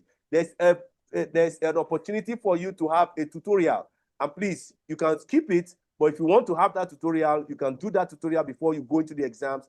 And that time you are spending on the tutorial is not affecting your 230 minutes, okay? But please, what I'm explaining to you right now is also something that will prep you, so you can skip it, because this is also giving you that information, all right? The tutorial will not affect your exam timing and score. Stella, you want to say something? Yes, please. The slide before this one, where you were trying to tell us what and what, the calculator, digital whiteboard. Do we really need it? All right. No. What I'm saying that in the interface, I'm trying to explain to you the exam interface. I'm not saying you're going to carry calculator to the exam.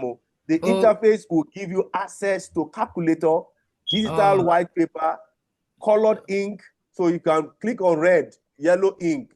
Okay, I'm going to explain that shortly, all right? You have going to have access to chat box to talk to a human being. So in the course of the exam, right, if you have any issue, you can chat to somebody at the other end. There's also an option to flag a question. That's putting a question somewhere, then you come back to it to give it one time, all right? There's also what I call navigation tools, all right? And then also the timer and the question tally. Do you understand, Stella? Okay, so if we need to scribble anything down, it has to be on the screen, not on paper, right? Yes. Some centers can give you a blank sheet of paper and a pencil. Well, I'm writing in online one. Like online, you don't have to have anything on your table. I'm going to talk more on the online shortly, all right? But there's a digital white paper where you can click on that and then write all your mnemonics, your keywords, or your cheat sheet, maybe the first 90 seconds when you start the exam. But the thing is that the interface has these basic things, okay? All right? Stella, are you okay? Drop your hand if you are good. Thank you. Yeah, go ahead. I'm not hearing you clearly. Can you hear me now? Yes, I can hear you now. Okay. You talked about flagging questions. We know that we have 2 10 minutes breaks in between, right? If I flag a question within the first 60 questions, am I able to come to that question within the next 61 to 120 questions? No, I will explain that, but the short answer is no, but I'll explain all that to you, all right? Okay. Yeah. So can you drop your hands now? That's fine. So I'll explain all that, and I'm sure when I explain it, if you don't understand, you can also pause to get me back. Okay? Then okay, I've skipped this one, right? Now, so the first thing has to do with how to use the display screen, because PMI is going to take over your computer and display and give you this kind of display screen, okay? And you need to be very familiar with the display screen and then the navigation tool. So you're going to have at the top of the screen 4 buttons. The first one is the calculator. If you click on it, a calculator it will pop up down and can do your calculation as it were during exams. So you don't need to carry calculator into the exams, okay? Carrying calculator in the exams can give you a strike and a warning in the exam. So please make sure that you use the interface calculator. It's a button on the screen. When you click on it, the calculator is going to pop up. You do your calculation, all right? Then the other one has to do, you have to be able to use your mouse to be able to navigate. Please, the mouse also has a speed rate. I want you to understand the mouse speed rate, okay? So that if the mouse is not responding, because when your mouse is not responding at the pace at which you want, it can make you to fidget. And what I'm doing in this call is to make sure that you have the EQ and to add up with your IQ that you have amassed over there, because sometimes mouse can just make you forget all the formulas or forget all the things, or just one thing that can make you fidget, can just make you just lose guard and forget some of the things you need to get. Please study how to use the mouse, okay? How to click, how to navigate, and things like that. Make sure that you are using a wired mouse. Please, for those who are writing on the online, please don't use the wireless mouse. Use the wired mouse, okay? All right. I'm going to still talk more about that shortly. Then the other one is, oh my goodness, Blessing Yere, come in, please. Okay, sir. Thank you so much for this. I just want to ask, if you're writing online, must you use an external mouse, or you can use, like if you're using a laptop, you can use the mouse from your laptop? Of course, the laptop has a mouse now, so that's a mouse already. Okay, that's fine. Yeah, Then for me, I like to use laptop that has the inbuilt mouse and the external mouse. Okay, I like options. I like to be flexible because, of course, the laptop has inbuilt mouse. Then there was an external mouse. I was playing because you can be on the mouse and your hands are sweaty and you just want to see. The essence of this call is to make sure that you are flexible. Okay, the more flexible you are, the more you're going to be comfortable. So make yourself as flexible as possible. Okay. Okay, sir. Then the second question is about the notes that will be provided on like the system that you can use. So my question is, when you write something, like maybe you're doing a particular question and you write something, can you see it in another question, or it come out plain again, so you have to rewrite? No, the digital white paper is there. Whatever you write there is going to be there throughout the whole exams. Okay, thank you. All right. Are you okay? Are you okay? Yes, sir. Thank you so much. All right. So please, you also need to know how to navigate buttons, okay? When you are facing the screen, all right, there is 3 arrows to your left and 3 arrows to your right on the bottoms of the screen when you are facing your computer. Now, the 3 arrows on the blue background on the left navigates to the previous question. The 3 arrows to your right navigate the next question, okay? Now, there are some shortcuts on the keyboard. Control-N, go to the next, Alt-N goes to the next question, Alt-P goes to the previous question. Now, that button to the previous question will not be activated on question number 2, okay? When you're on question number 2, those 2 buttons on the bottom side will be activated. Is that okay? So then the highlighter, the third one on the highlight is the highlighter. You see colors, red, blue, green, yellow. The way David is interacting with the questions, with the ink, you can do that in the exam. What are you going to do first? Circle first. Take the 3 best answers. Circle 3. Take the answer that is not correct. Underline or not.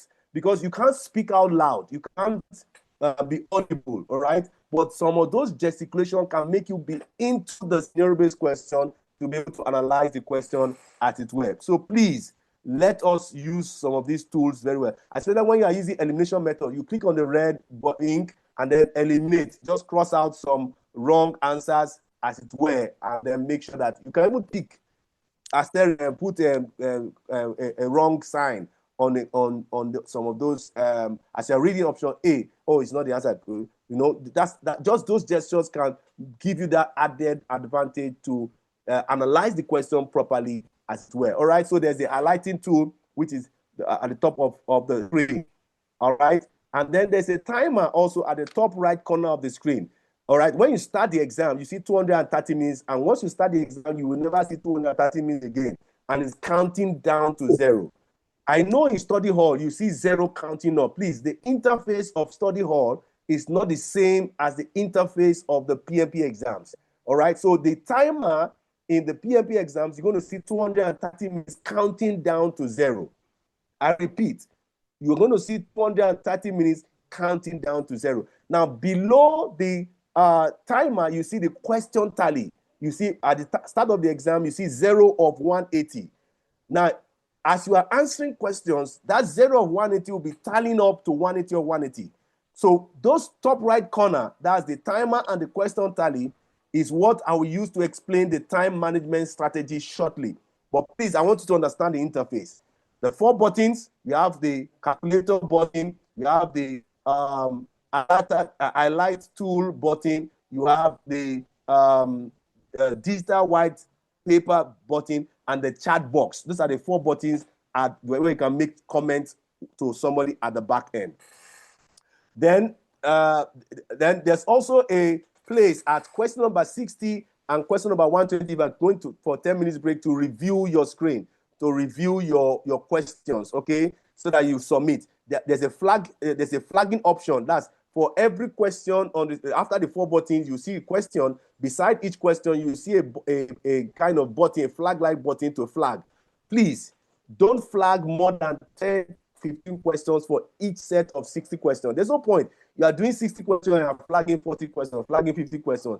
Flag only questions that you don't know anything about, okay, or you want to analyze the question properly. You want to give it some more time, all right? So there's also a review screen where you look at all the questions, the one you have flagged, the one you have answered before you submit. And once you submit and go for a 10 minutes break, you don't have access to that set of questions again, all right?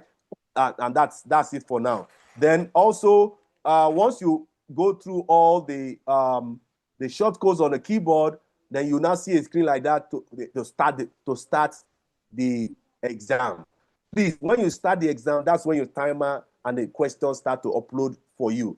Please take all this tutorial that I'm sharing with you so that when you get into the exam, you are not trying to study the interface.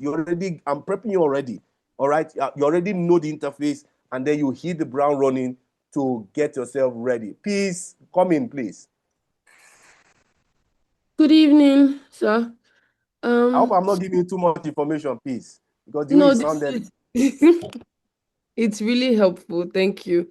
Okay. I wanted to ask, you mentioned something about when you're going for the 10 minutes break, you submit. If you submit, how do you start again when you come back? I don't know, maybe I didn't get it I'll correct. explain that shortly. Okay. It's like people just want to understand everything, but I was like just shocked when you said submit. That's why. No, the thing is that there are 2 ways to write the exams, right? You start with the exam, you have access to all the 180 questions, and you submit after 230 minutes. That's one strategy. I don't recommend it. If you want to go to that route, you must have practiced 180 questions more than 10 times in one sitting. It's stressful. It's not easy. The law of diminishing returns will set in, fatigue will set in, screen fatigue will set in, and I don't recommend it. The other way to ask this question is structured in such a way that you have access to 60 questions, you submit it, go for your 10 minutes break, you don't have access to that 60 questions anymore, you come for your second set of 60 questions, and then you go for another 10 minutes break, and you come for your... So the only time you can go, you can't be on question number 32 after 10 minutes break. You only go for 10 minutes break at question number 60 and question number 120. So is that structured? And I will explain that in a jiffy. All right, please. Can you be patient with me? Do you understand what I've said so far? Yes, I do. Thank you. So once you see the second slide of start button, please, I want you to calm down before hitting that button, because the way you start the exam matters a lot. I want you to understand that starting well gives you an advantage. Starting badly gives you a disadvantage. So please, before you hit that start button, make sure that you are in the right frame of mind to start the exam. It's not like me, I didn't even know that this button was going to bring question number 1. So it took me off balance. It took me like 5 questions for me to, I've started the exam, you know. So, but please, I want you to get that learn from my experience, okay? Then you understand that at the top right corner, you see question 2 of 25. Yeah, go on. Who is talking? Is anybody talking? How long do you need it? Okay. So please, at the top right corner, you see question 2 of 25. You can see the question area, right? Aha. You can see the flag for review. Can you hold your screen a bit? Sorry. Can the screen be bolder? Oh my goodness, I can't make it bolder than this You now. can actually zoom out the screen on your device. All right. Yes, I know you can do that on your screen. Yes. But for every question, there's a point you can see a flag for review. All right. So if you are answering the question, that's the question, that's the option. You have put in the question and you want to flag it, just hit that flag, but it keeps it in a quiver for review. Please, if you spend more than 5 seconds on each question, please justify that time and pick an answer before you flag. You can actually flag without answering the question, but please, if you spend any time, more than 5 seconds on any question, please pick an answer, even if you are not sure, before flagging. All right, so that when you flag any question and you don't have time to submit, flagging does not mean you have submitted. But if there's no time, you can take your chances by submitting, but then you have taken an answer. So be in the practice of, if you spend more than 5 seconds on a question, please, then you flag for review. All right. Sorry, so sir. that's question This number 3. one. Yeah, go ahead. If you had okay, the navigator key is to move to the next Yes. question, right? Yes. Okay. Yes. So please, So once in you study select hall. answer, yes. Yes, in study hall, if you select an answer, it goes to the next question. But that's not how the PMP is. If you, like, for example, this is the question on the screen, right? A, B, C, I picked B, right? After I picked B, I have to go down below to click on next with my mouse. Oh, and okay. please It's don't waste time. next. All these 2 seconds, 3 seconds is a lot of time. Once you pick an answer, go to the bottom and please, or you use your Alt or Control N to be able to the next question. Okay, please. The next question is not going to up, down, or to come to the screen with you demanding for it. Sorry, sir. I Yeah, can go see ahead. previous, I can see next, and in the middle I can see navigator. So what's navigator doing? Navigator is to see how you are progressing. Okay. How you are progressing. But what you need right now is the previous is go to the previous question. Then the other next button is to go to the next question. Okay. Okay. So, sorry, sir. Please, before you move further. For example, also on this. Hello. I know why you're asking this question. Let's say you want to go back to question number 32. Okay? Go back question number. I can use that. You're breaking. Oh, you're breaking. Can you hear me now? It's actually cracky down there. Maybe. Can you hear me now? Okay, it's a bit better. Yeah. Yeah, what I'm saying is that from navigator, say I'm on question 32. All right. Are you with me? Okay, yes. Yes, sir. Yes. I'm on question. I'm trying to tell you the question of navigator. Let's say I'm on question 32 and I want to go to 22 or question number 23. I can it will all the number for me to select instead of previous, that kind of thing. It also gives you that this thing. All right. So please, the thing I want you to understand now is the question tally on the top of the screen, which is like 0 of 180. Okay, this is a test sample interface, which is the replica of what you're going to see in the exam. All right, but in you see 0 of 180 as you are answering questions, tallying on until it gets to 180 of 180. Okay, so the question is showing, but that's the question tallying to the total number. What about the time? I can't find where the time is. The time will be around. The time will be around that will be above the question tally. Okay. Counting down to 0. Please, I want you to note that. 110 minutes counting down to 0. All right. Okay. So the interface is you have the 4 buttons on the screen: the calculator, the highlighting tool, the this paper, the calculator. All right. It's on the top right corner. Timer down to 0. It's below the timer. You see the question 0 of 180. As you are answering question, it goes to 180 or 180.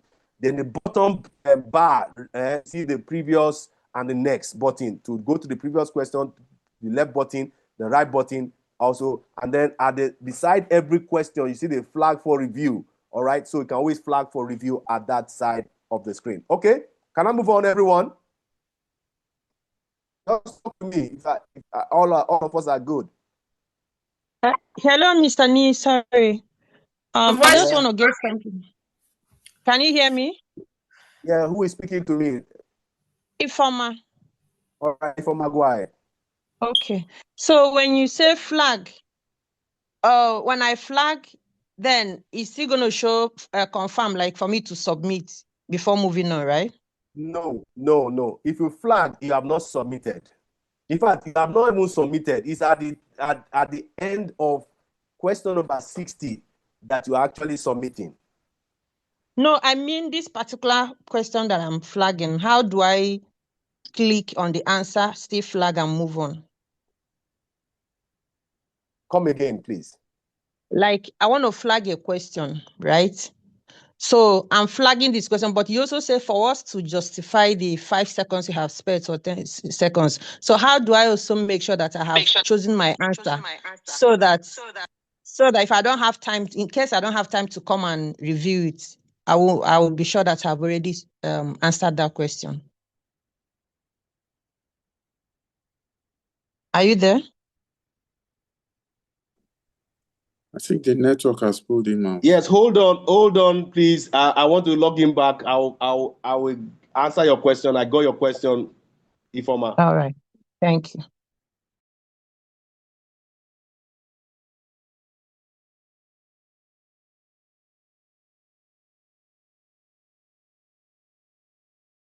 Okay, Ifoma, can you hear me? Yes, I can. Okay, please.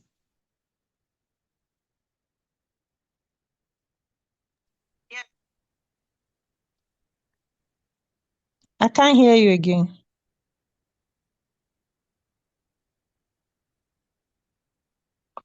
Oh, network.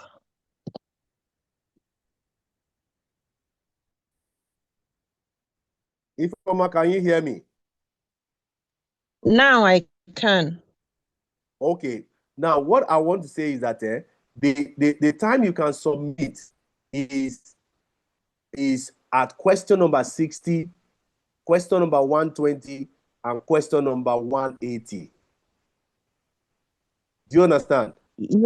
Yes, I know that part. Okay. So what part are you missing, please? The part is when a particular question, I want to flag it, right? But I also want to be sure that I have made my decision before flagging, so that if I don't have time to come back to review, that was what I explained. That please make sure that you pick an answer before flagging, so that when you are going for review, you are actually validating the answer you have taken or correcting it, as the case may be. Because the thing is that when you flag for review, your answering question can unlock a lot of things you have read that can make you give a better choice, so to say, or validate that you are sure that you have picked an answer. That's the point I'm making. If you spend time on any question, justify the time you have spent on that question to pick an answer, even when you're going to flag. flag that question, because you can actually flag a question without answering. But please if you spend time on the question, flag it and before you answer it, before you flag for review.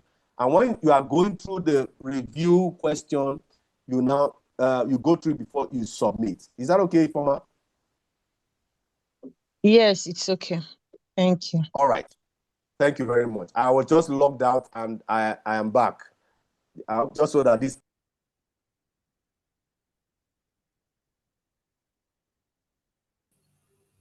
Hello?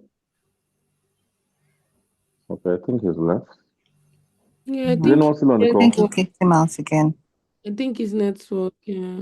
Sorry, Ifoma, are you trying to talk about how to click, as in to make sure that you click on it and Yes, on yes, the study hall, yeah, once I you put understand what you're confirm, saying. So the I net think will once help. you But flag for because No, I think once you flag it, you I can think what click was hello. and then you can always press next. You have to press next to go to the next yes, question. So as because long as you flag it because you have the and option to click. press next, so you can Yeah, answer then flag before pressing next. exactly. That's what I think. Yes. Yeah. Okay. Unlike the study hall that once you say confirm, it takes you to another question. So Mm. this one you finalize it before you click next. Please, everyone, I want you to put aside the study hall interface. Please don't go into the exam that I'm used to study hall interface. I will be ready for PMP exams. Please, the interface are different. I'm sure you can attest to that right now, right? If I'm coming, please. Yes, sir. Yes, sir. You are right, please, sir. The interface are different. So what I want to use the study hall is to make sure that you are using to reinforce the PMI mindset. That's the major thing you need for the exams. Okay. So now that we have spoken about the interface, all right, the interface. Oh, my internet is still unstable. Oh, God help me. All right, the interface. Let us now go into the exam time management strategy.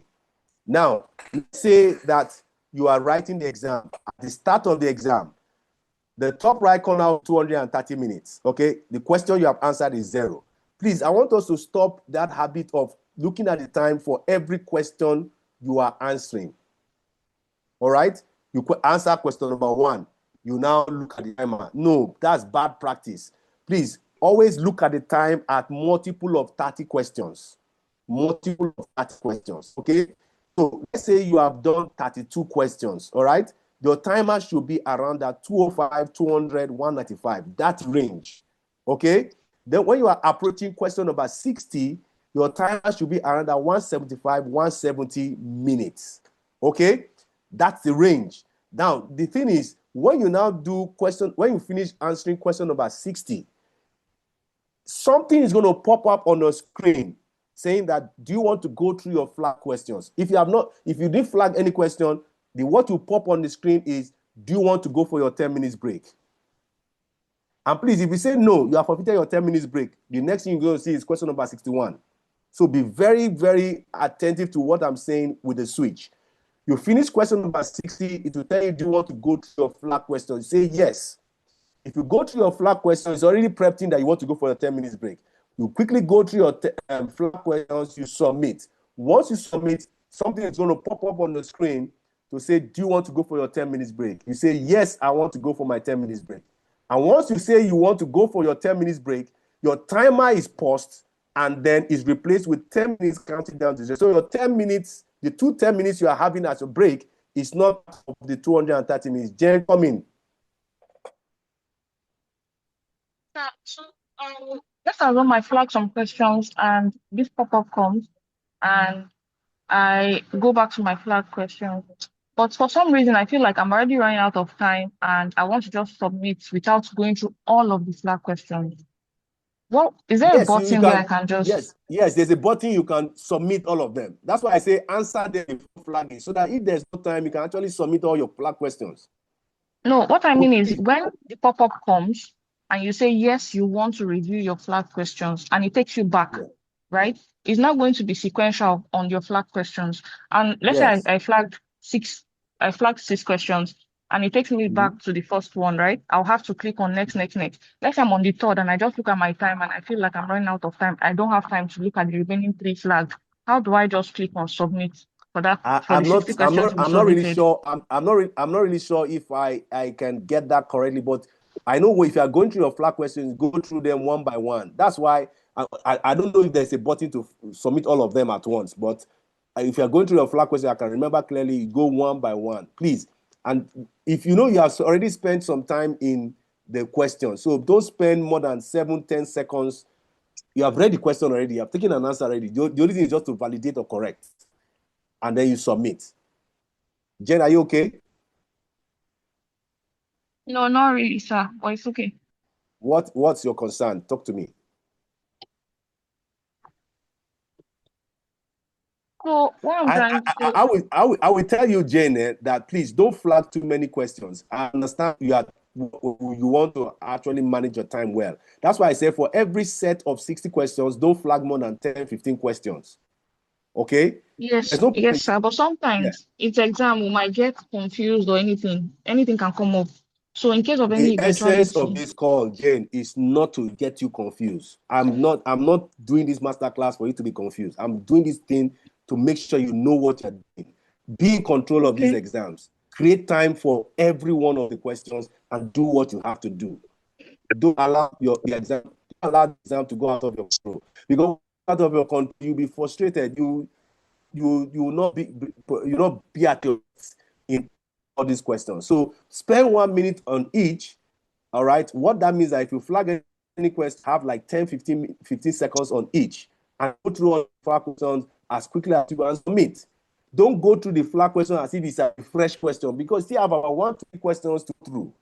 So just do that quickly and submit. And once you submit the flag questions, it will do for a 10 minutes break. If you say no, you don't want to go for a 10 minutes break, question number 61 is going to come up on the screen. So please make sure that you understand that switch. And once you go for your 10 minutes break, your timer is paused and replaced with 10 minutes counting down to 0.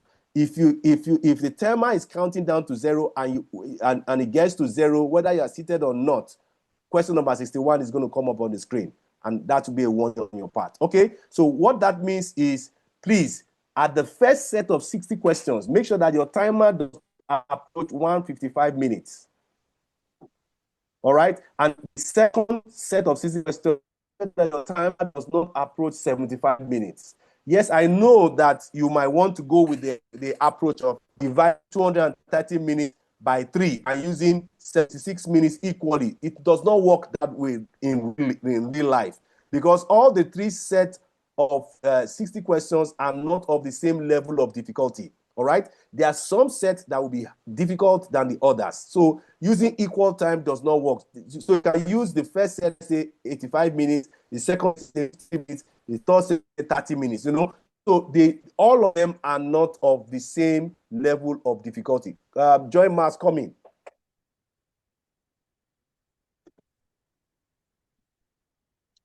Joy. Okay, good evening, sir. Yes, good evening, sir. Yes, in addition to the former person that asked the question, I just want to know.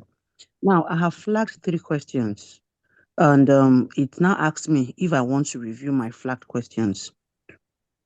My questions are: 1, the time I am using to review the flag questions, is it reading into my time? That's number 1 question. Number 2 question is... Hold on, let me answer first. Let me answer that one. Is reading into your time. Okay. Answer that. Yeah. Your Yes, timer okay. is not paused for flag questions. All right. Okay, so fine. If it's reading into my time and I feel I don't want to go over it one by one to review, and I just want to submit, will my 3 flag questions, which I cannot remember if there's a button. I cannot remember if there's you are repeating that question again. I cannot remember if there's a button to submit all of them at once. But I know that you have to go through one by one to submit. But please, if you want to use the flag option, don't flag too many questions. That's just the advice I want to give you. If you flag too many questions, it does not help your time management strategy. Joy Marks, do you understand? Thank you, sir. Have I helped you? This one, thank you. It's very political. Yeah, you did. Well, I asked that question based on the other time, the what you're using for these hands-on. I recall you've shared it on the group before. And I intentionally, while I was going through that interface you shared on the WhatsApp group, so I intentionally flagged some questions. And at the time, I think at the end of the 25 questions, it's brought out all the questions, and I was now Yes, going for through review. Yes. for review. So I can't remember going like trying to not unflag the questions I have flagged to submit. So that's what I want to know. If I don't want to go and like uncheck the box that I have flagged, can I just go ahead and submit? And then it does not. I don't want to tell you what I don't know. There's a possibility that there's a button to press to submit all the flag questions without going through it. I want to believe so, but I didn't use that feature, so I okay, can't tell you. But it's something that I can go back and check and then get back to you. Is that okay? Okay, it's fine. Thank you, sir. Yeah, but the advice I want to give is don't flag too many questions. Too many questions. As well, so that you don't, because you're going to have 120 questions to answer. So don't flag too many questions at the start of the first set of 60 questions. Okay? Thank you, sir. All right. Is there another person raising their hands? Yeah, just a quick one. Sorry. Now the time I take to review the flag question is counting on me. That's number one. Number two, I've answered that. Hello, sir. Hold on, Mr. Robbins. I've already answered that already. It's counting. All right. The only time I know, but I'm saying if I use like 40 minutes for the first 60 minutes, I still have other one pushed to the next 60, right? Yes. Yes. Noted. Are you okay? I am good. All right. So drop your hand so that I know that you're good. All right. That's fine. So please, all the 3 sets of 60 questions are not of the same level of difficulty. And please, your first questions might be a hard question. Please be prepared for it. Don't let it throw you out of balance. When you see the question number 1, you don't know it, it doesn't mean you have failed the PMP exams. Please, once you see, there's a likelihood that the first set of 60 questions can be difficult. Spend some more time to it, maybe 80 minutes, 90 minutes, but be aware of it so that when you go to second and third, you'll be able to pace up, all right? The first set is usually difficult. And if you have done your own work, something that is difficult is relative. And please don't panic. Gain time from easier questions so that I can spend more time on harder questions. All questions are not of the same level of difficulty, all right? So please, use that milestone. As I said, the first set of 60 questions, the benchmark is 155 minutes.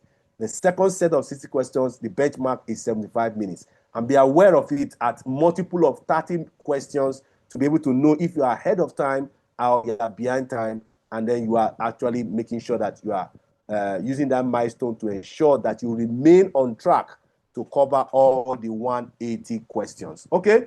So please, I want to explain to you the 10 minutes break ritual strategy. All right, the 10 minutes break ritual strategy. Now, when you let's say you submitted your first set of 60 questions at 160 minutes, your timer is paused at 160 minutes and it's replaced by 10 minutes counting down to 0. When you do 10 minutes counting down to 0, please, for those who are writing online on in their offices at home, please, you don't have to get up from your seat except you see that 10 minutes counting down to 0. If you don't see 10 minutes counting down to 0 for break, never you get up from your seat, never you move away from your seat.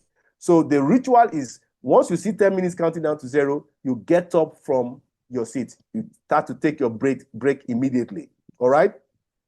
Then please make sure that you are time conscious. All right? Not time conscious as in you being time conscious. You can get somebody to set a timer for you for 8 minutes and fresh up your mind. Forget that time exists. Use that 10 minutes to feel on top of the world. You can set your phone to 8 minutes or get someone to set up the timer for you for 8 minutes and then forget time. Let your mind just enjoy your break. Don't be looking at your time for every 1 minute during break because you want to go and resume. Relax your nerves, all right? Then please, once you set the timer for 8 minutes, you now head to the restroom to empty your bladder. Please, I'm saying this, follow this instruction. Don't ask me questions. When you set the timer for 8 minutes, head to the restroom, empty your bladder. If you are not feeling pressed, you can run the tap and make sure you empty your bladder. It will be dangerous for you to go into the second set of 60 questions and your bladder is full. They compete about having 180 question, all stretch is that you must make sure that you're not getting enough to go and pee or to go and do anything. You have to be there for 230 minutes facing out. But this gives you an opportunity to empty your bladder before you come for the second set of 60 questions, and I want you to do that. All right? Empty your bladder. Once you empty your bladder, you wash your hands, freshen up. There's something about freshening up yourself. It makes you to see that I can go in for the second set of 60 questions. All right? Then please, before you come out from the restroom, encourage yourself. Speak positive affirmations, drink water. Coming out from the restroom, please make sure that you finish a bottle of water. Be hydrated. All right? The ice on the screen actually makes you dehydrated. So please drink a bottle of water and please follow the instruction. You don't have to rush it, but finish a bottle of water. Once you finish a bottle of water, then you cannot take a snack. You know that kind of snack food that you need energy, and a business meeting, you cannot go and eat heavy food. Like when I was going for my PMP, I took a coffee, banana granite, energy drink, and biscuits, okay? So we're all different. You know that quick energy snack that you can eat within 2-3 minutes, and to give you the real-time energy and calories for your brain to function. That will help you greatly. All right? Then walk around, because you've been sitting down for over 1 hour. You don't have to go for your break again and sit down. You can just walk around. Just walk around. Let your blood flow, your body. Get fresh air. Now, let me tell you something about panic and anxiety. Panicking works when your body does not have blood or oxygen to the brain. Okay? And because there's no oxygen, there's no blood to the brain, you start to panic. So I want to learn the deep breathing technique. The deep breathing techniques helps you to put your nerves under control. So when you are, and this is something you can do several times in the course of the exams, all right? Please, when you are writing exam, you are feeling tense, you are feeling anxious, in the panic mode, just take deep breath. Breathe out, deep breath, and breathe out. Before you know it, brain has the calories it needs to function, and then you can begin to move on at a very, very fast rate. So avoid heavy meals during breaks, because heavy meals can make you very lazy and sleepy. So don't go and start taking pounded yam or one heavy meal during breaks, okay? Return to your seat before the time expires. So time is 8 minutes. You come back to your seat. Once you come back to your seat, sit down on your seat for like 1 minute or 90 seconds. Just sit down there and then take in breath, take your deep breathing exercise, and then resume. Actually, you can resume your 10 minutes break after 2 seconds or 20 seconds. But please take your 10 minutes break to the fullest and resume when you have 9 minutes, 20 seconds, or 30 seconds, or 40 seconds. But please resume. Don't allow the timer to count out on you and then it resumes. Okay? I told you the essence of this call is to make sure that you are in control of the exam. The only thing you cannot control is the question they will give you. Every other thing you can control. All right? So resume when you sit down for 1 minute and you resume. When you return to your seat, resume from your break. Don't let the timer count out on you. It shows that you are not in control.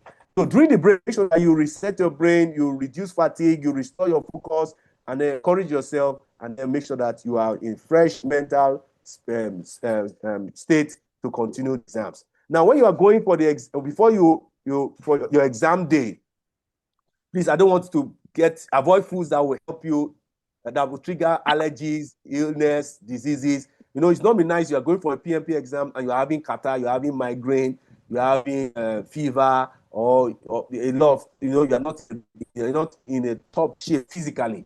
Please avoid anything. And please, that's why I always tell people, please go and take good supplements. Some of us, we are not young. The food we are eating is not giving the brain the kind of nutrient that it needs. Maybe that's why as you are practicing questions, you see that you are not getting it, because they are demanding from the brain that the brain does not have. So please and I'm not saying you want to take multivitamins that will make you hungry. Take supplements that will give you the daily required nutrients for all your body to function properly. And please stay hydrated, take balanced diet, and make sure that you boost your immunity so that as you are going towards your exam, you are not falling sick, you are not triggering any allergies or any illness as it were. All right? And please, when you are going for the exam, go with 3 bottles of water, go with that energy snack food that you're going to take within your 10 minutes break. All right? Now, for those who are going to the exam center, please arrive early for your exam center. Arrive early at your exam center. Make sure that you understand the logistic barriers you have to your exam. So if it's going to take you 3 hours to your exam center, make sure that you start the journey 4 hours before. If you know it's going to take you 30 minutes, make sure that you start 1 hour before. Please understand the traffic, the logistics. It's not be nice you are in traffic and it's about your time for the PMP. These things can just you forget all the things you have been reading. And please, when you are going there, make sure they go with all your ID card, not one ID card. Please go with all your ID cards. Because if one does not work, you can bring out the second one. And make sure that your ID card matches with the names that you have in your PMI portal. All right? And when you are going for the exam, please wear comfortable layered clothes. All right? That so that if it's hot, if it's cold, your body can actually adjust. Let me tell you something. When you are doing the pre-checks, especially for those who are writing in their houses, it's going to sound like you are doing something weird. Please don't panic. All right, they're snapping your ceiling, they're snapping your walls. They're doing a lot of things that it's weird, but that's what PMI wants. Okay, and we have to just follow by their rules. And please, when you are going through that pre-checks, don't panic. I know some persons that when they are doing their pre-checks, their blood pressure just goes up. Please, as they are doing those, can we have your ID card? Just be taking deep breath.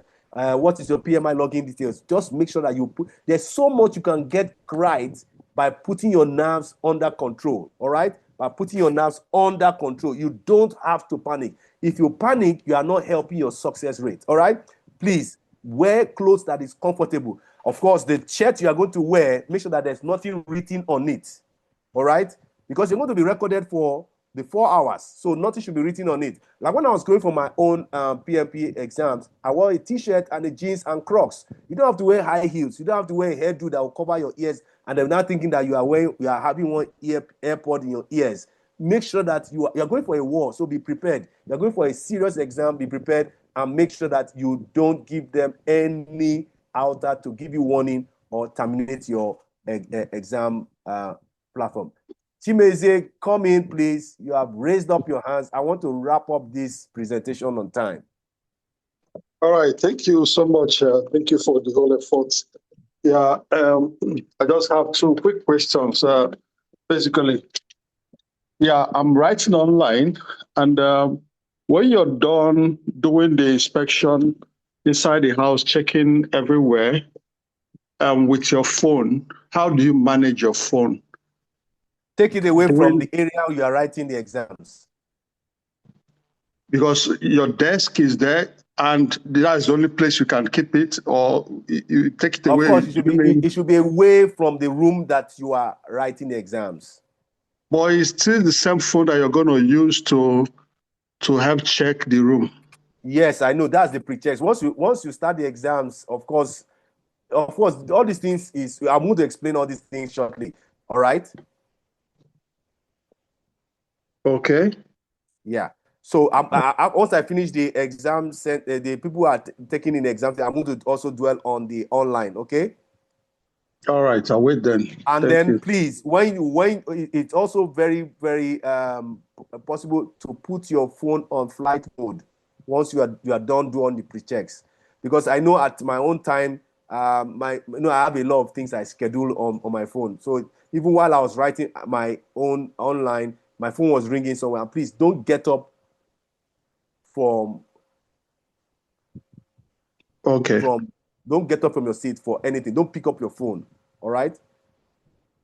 All right. Thank you. So please, before you then check your keyboard, your mouse, the chair, the desk, the monitor, and then make sure that there's something that I did when I was writing mine. There are 2 knobs on your computer that increases the brightness of your screen. So if you are writing the exams and you just want your brain to be more alert, there's something about light that makes you just to be more alert. So 2 knobs on your screen that increases the brightness of the screen, and the other one reduces the brightness. So in the exam, you can play with that to make sure that you maintain focus, you maintain attention throughout the exams. All right. Be comfortable with CBT in terms of clicking mouse, walking around the keyboard. Don't panic when you are doing the pre-text registration, and please make sure that you are calm. All right, throughout the exams, you are very calm. Okay. Now, for those who are writing at the non-test centers, these are the things that you need to get. Now, I know the risks are high, but it's possible to get it done and pass the exams. Okay. So before the exam, make sure that you test your computer very well. Test your computer very well. Okay, there's a link that PMI will send to you. Make sure that you do that early. Don't do that when the time of the exam is at hand. Make sure that you test your computer early. Run your system tests several days before your exams, so you ensure that your webcam meets their requirements, because it's not all webcam that meets PMI's requirement. There's some laptop the webcam does not meet their requirement. Okay, the webcam works properly. The internet connection is stable. The microphone on the laptop is functional. There are some microphones in some laptops that are not working, and so they will do all those tests to make sure that it meets the requirement. All right, the internet connection is stable, and then there's no firewall on the computer.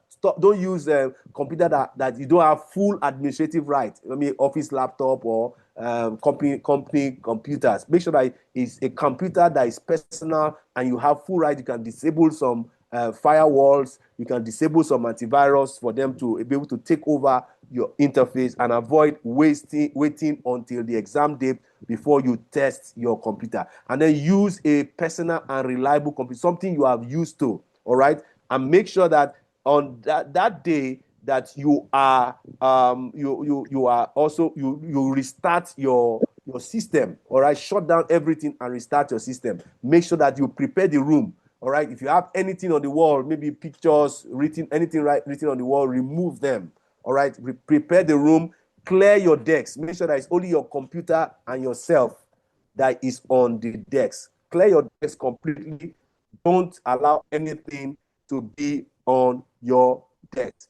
All right, and please, if you are to be able to use the stable internet, don't use the wired connection. The Ethernet cable is best. All right, and make sure that you have a high-speed broadband or fiber connection internet, and of course a backup, so that in case there's a kind of hitch on the internet, you can have something to fall back on. And if you have internet hitch, please don't panic. Clear your desk completely, right, of all the computer, and then make sure that you are using only one monitor. You know, this way we set up our workstation so that the computer is connected to a second monitor or third monitor. Make sure that you disconnect all multiple monitors on the screen, and you are only using one monitor on the screen. All right, and then the other point is remove all additional electronics, all these AirPods, headphones, tablets, extra laptop on the table. Remove all of them. All right. Then keep your government ID card ready. Okay. I know some persons who are writing online as they're doing the pre-checks, and it's time for them to bring their ID card. They went out of the screen, and then they have to start all over again. So before you do the pre-checks, make sure you have all your ID cards ready so that you don't move out again from the screen, as it were. Check in early, at least 30 minutes before time, and then make sure that you take the required room photos carefully and upload. All right, they're going to snap all the ceiling, the walls, and you upload. Okay, dress appropriately for the exams. Okay. Then the other one is during the exam, make sure that you are looking at the camera throughout the whole 230 minutes. Make sure that you are, some of us, we like to look at the ceiling and think, or look at the wall and think. Please don't do that. During the exam, remain calm, fully visible. Look at the camera. Your face, your eyes, your shoulders should remain within camera view. Then look mostly at the screen. All right. Avoid reading out loud or chewing gum, whispering, or murmuring words continuously. All right. Read the question silently. You can use the highlighting tool to generate what you need to highlight. Follow breaks, room care. Go for breaks only when you see 10 minutes break. Don't go for break when you and when you want to leave your station. Make sure that you are seeing the 10 minutes counted as zero, so that I can go and eat and use the restroom as well. Notify the proctor if necessary, whatever challenge you have, and remain calm if contacted. Let me tell you something about those who are writing in non-test centers. You will be watched very closely. All right. And something that happened to me, which I want to share, is you can be logged off. All right. Especially when you are writing the exam like as if it's a chat box bot that is writing it. I mean, you have to read a question for 6 seconds, and in 12 seconds you have answered the question. In 7 seconds you have answered the question. It will think that you are an AI, and then log you off and do a security check on you. Please don't panic. I'm giving that prep up that if you are logged off, okay, like someone like me, I was logged off like 3-4 times, okay. If you are logged off, use that to calm your nerves down. Don't shout, don't get up from your seat, sit down there. Somebody might even chat with you if they hear maybe a noise or something, and make sure that your room that you are writing is dead silent, because if there's a change in the decibel of the noise at your room, and it's picked by the microphone, it will be a way of warning you. Okay, so please make sure that you are calm if you are locked off, and then use that 3 minutes or 4 minutes to relax. And please, when you are locked back in, pick up your pace, but don't say don't try to analyze, don't probe. They are not taking part of your time. If they log you off, the timer is paused and it continues from when to log you off. So just continue.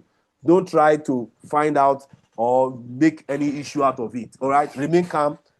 If you are contacted through the chat, just respond nicely and things like that. Sometimes I just want to ask you, is somebody there?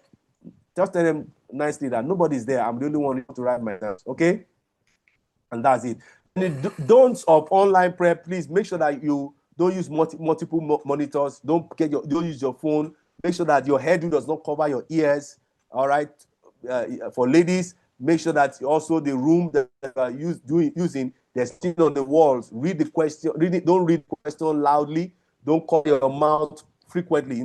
Yes, we understand that if you are coughing, you are covering your mouth, but don't do that frequently, because once you do that frequently, the AI that is imitating you may think that you are trying to communicate to somebody. All right. Don't give them any opportunity to flag you. All right. Don't look away constantly, looking at the ceiling constantly, or looking at the walls, or looking at the ground. Don't leave the camera except for 10 minutes break. And then don't eat during the exam. Don't chew gum. All right. Don't also use any writing materials. All right. Don't open any other application. Don't use smartphone devices, or don't use a screenshot or capture, and then don't disconnect the webcam. Doing all these things can just terminate your examination immediately, and don't minimize the exam window, as it were. All right.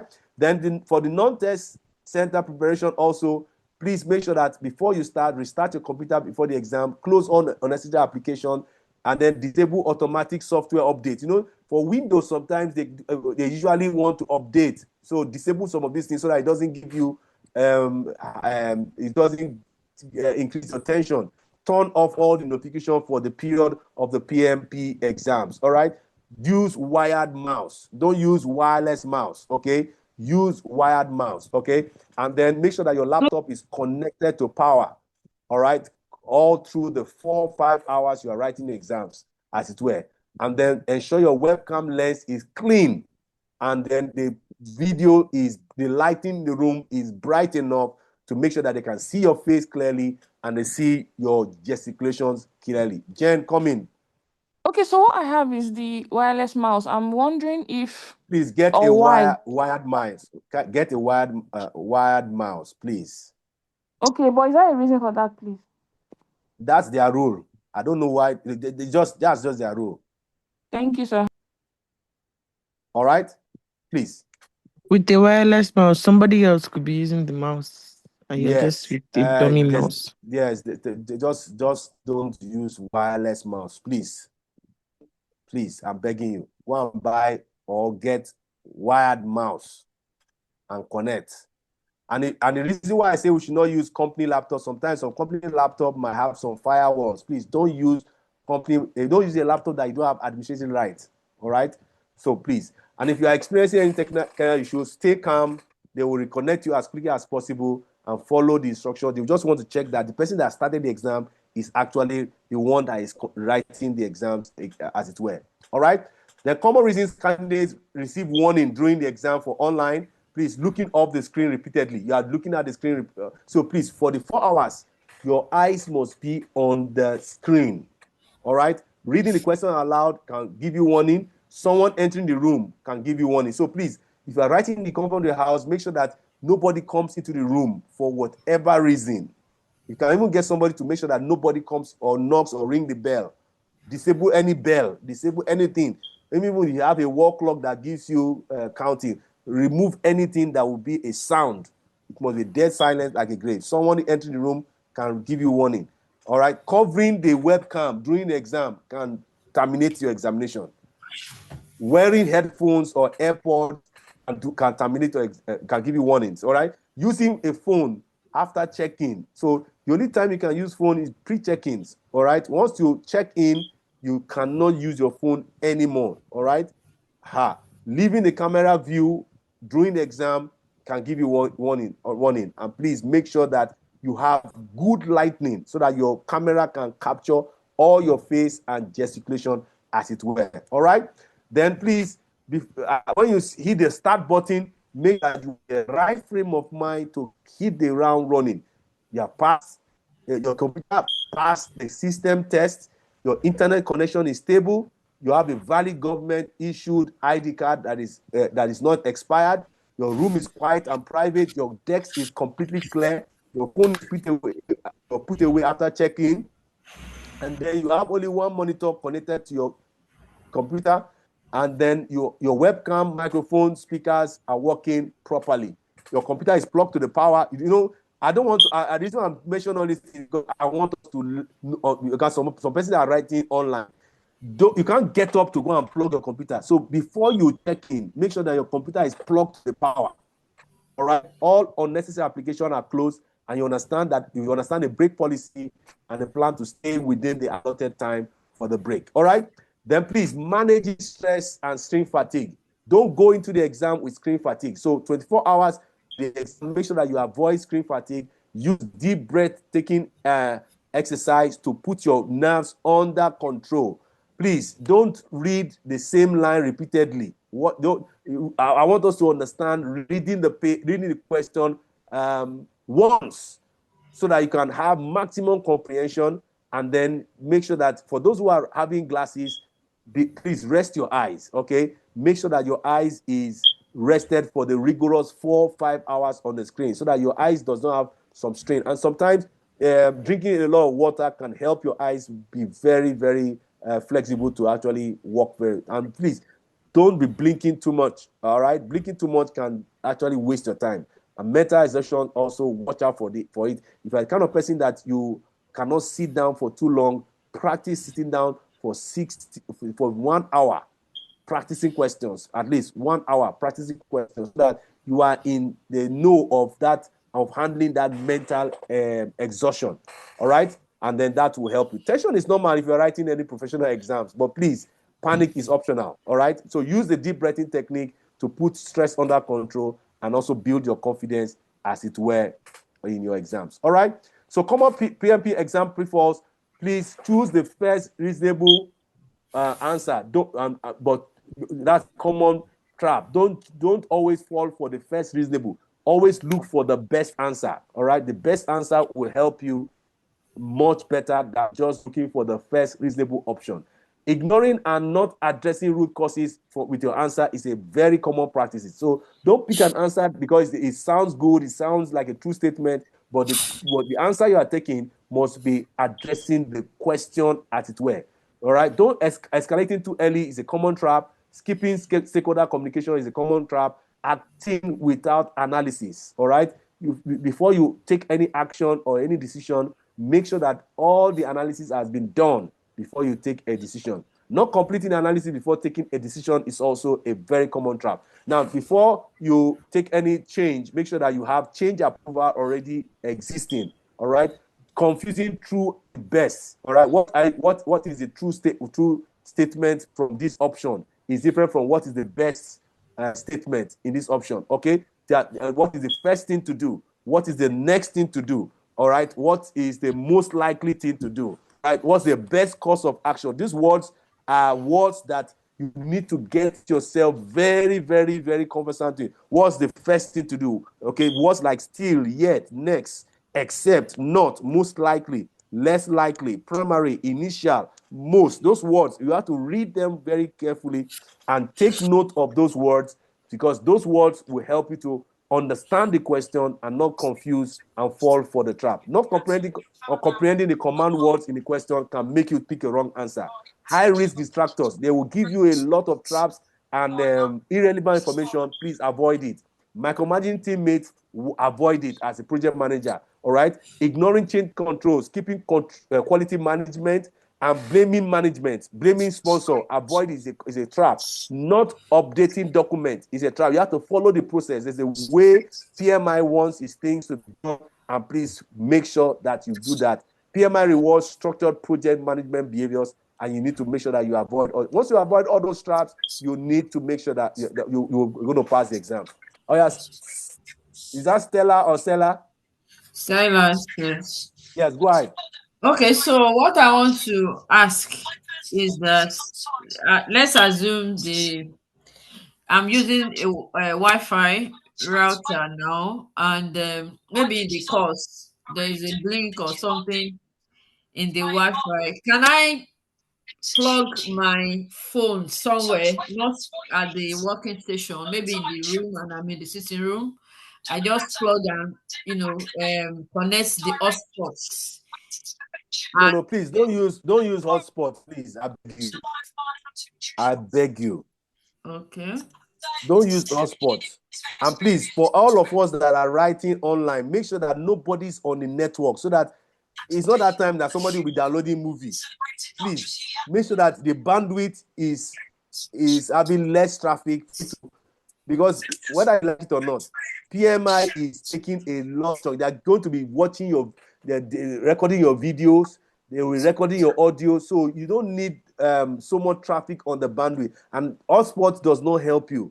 Please get maybe a 5G route, or a broadband, or a fiber optic connection, and make sure that you use the wired Ethernet cable to your computer. That's a more stable connection, as it were. Do you understand? I don't have that wired. Please go and get that done, please. There are fiber optic from MTN. Please. Is that okay? I will check where I am, but I don't think I. And then please make sure that you use a network that is very strong in your location. Okay. Please. And of course, if you are try and do your test running at least days before the exam, so that PMI tells you that the internet you are using is good. They're going to test your internet connection. They're going to test your laptop to see it meets the requirements. So do that test. But please don't use this okay? So let me PMI favors this as they analyze before acting, identify root cause, communicate with stakeholders, follow change control, right, to CCB, protect project objective. The economic case of a project is more important. Protect it. Project objective is very important. And so you're always thinking ahead. You're always proactive. You are not reactive. All right. You're always reactive. Then please, 24 hours to the exam. Please, if you can mute your mics. Somebody is talking and anything to recording. Please mute please, your if mic, you're not talking, kindly mute now. Mute your mics, please. I know some persons don't take some of the things I'm sharing seriously, and I hope you don't get me offended, please. Mute your mic. I'm doing this to help you.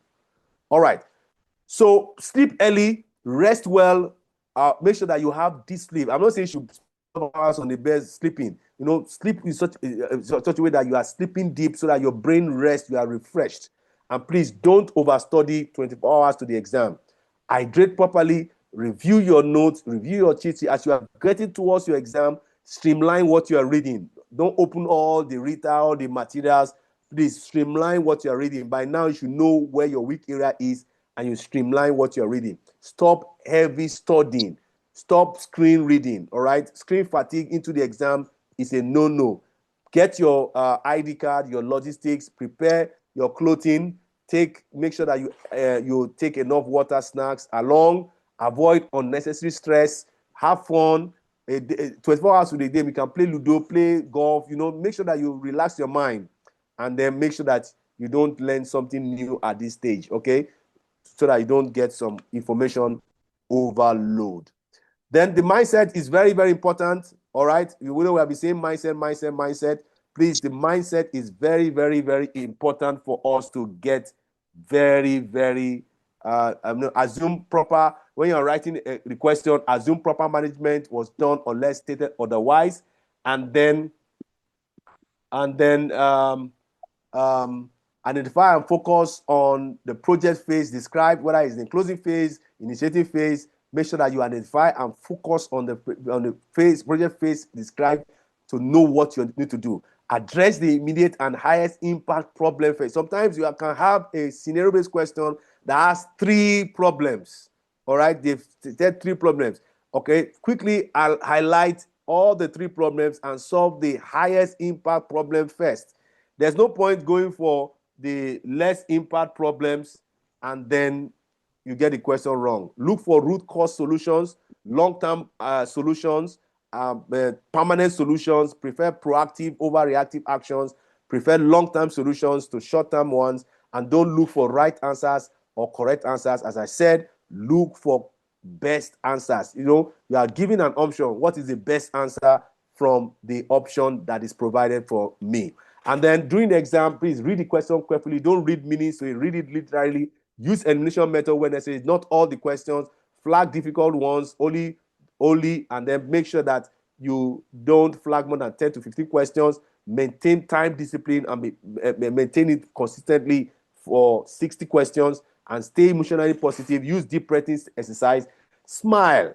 You use less calories. You use less muscles to smile. Please don't be on the front of camera and you are frowning your face, spending more energy. Smile, have fun, and then use all your exam time and your break time as it were. Please understand the switch between question number 60 and question number 120. That switch to go through your flag question and submit and go for your 10 minutes break. Confirm all your questions are answered before submitting, and submit only after you have the final review. Expect a provisional pass at the end of the exam at question number 180. All right? And please make sure that you understand all the things I've shared with you. Prepare well, think PMI, have the right PMI mindset, manage your time well, stay calm, and that surely will get you to pass the PMP exam as it were. All right? I'm just doing this closing motivation for you. You can do it. I know some of us are at different levels. You can do it. You can prepare yourself using AI. You can use studying smart. You are capable. To be candid, some of us don't know what we can do until we have 3 days to the exam. You now find out that you are doing some things that are amazing. Something you could not do 10 months to your exam, but now you have 5 days.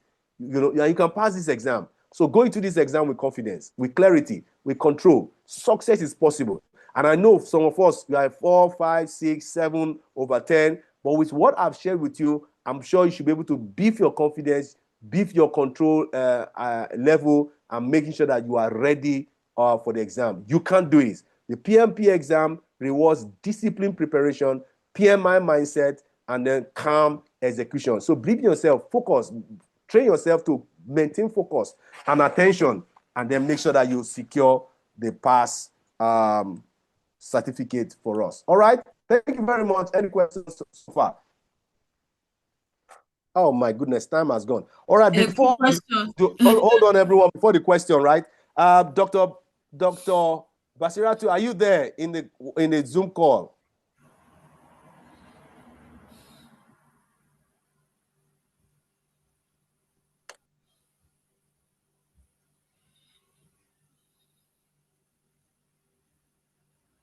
Okay, any question? Do you have any question? Yes, please. Thank you for the. That means that I didn't do a good job, bro. That you're asking me questions. So No. It's not really.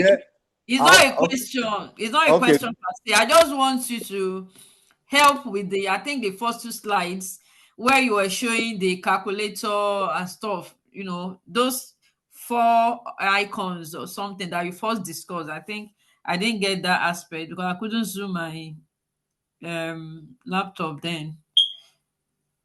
Okay, that's the interface is going to give you access to calculator, digital white paper or sheet, colored ink, that the highlight tool, the chat box, and of course you can flag for review. Then the bottom left and right is for navigating tools. Okay. All right. Thank you. I'm showing it on the screen now. Yeah. Okay. All right. Is there another question again? Not really. Okay, I think somebody was asking. I think I saw a question. I was interested. Okay. It's not there again. No. Is there another virtual check after break time? A virtual check? No virtual check. Yeah. That question, yes. Yes, there's no virtual check, right? So once you come back for your break, you resume, you continue with question number 60. The same thing with question number 121. So there's no virtual check again. But please, the same cloth you went for a break is the same cloth you come back. Okay. Thank you, sir. All right. Another question again? I said, what if the room is cold and you want to pull your jacket or something? Please. That's why I say wear something that I think as a matter of rule, like if you are putting on the AC, make sure that it's at 24 degrees.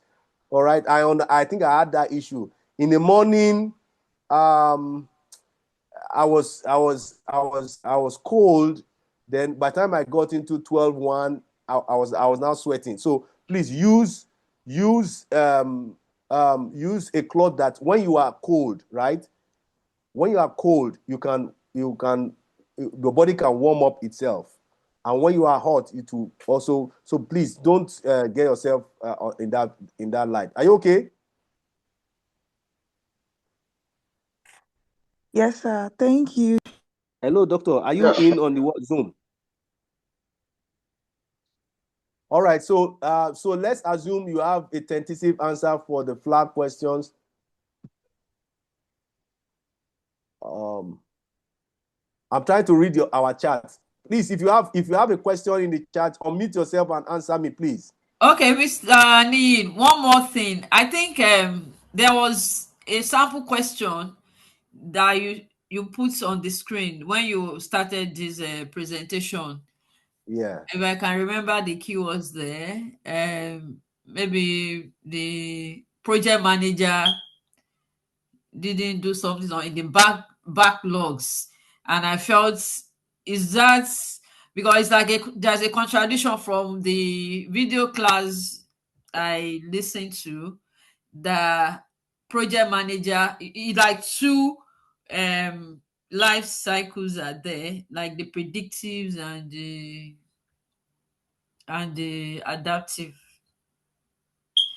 because I understand that backlogs are in the adaptive life cycle and the project manager is not officially recognized in adaptive environments. And the backlog is mainly for adaptive. So I saw backlog and project manager. If you can get that question, please, so that I will learn from it. Or maybe it's just like a framework. It's not really a proper PMI question. I don't know if you got where I'm saying, sir. Hello?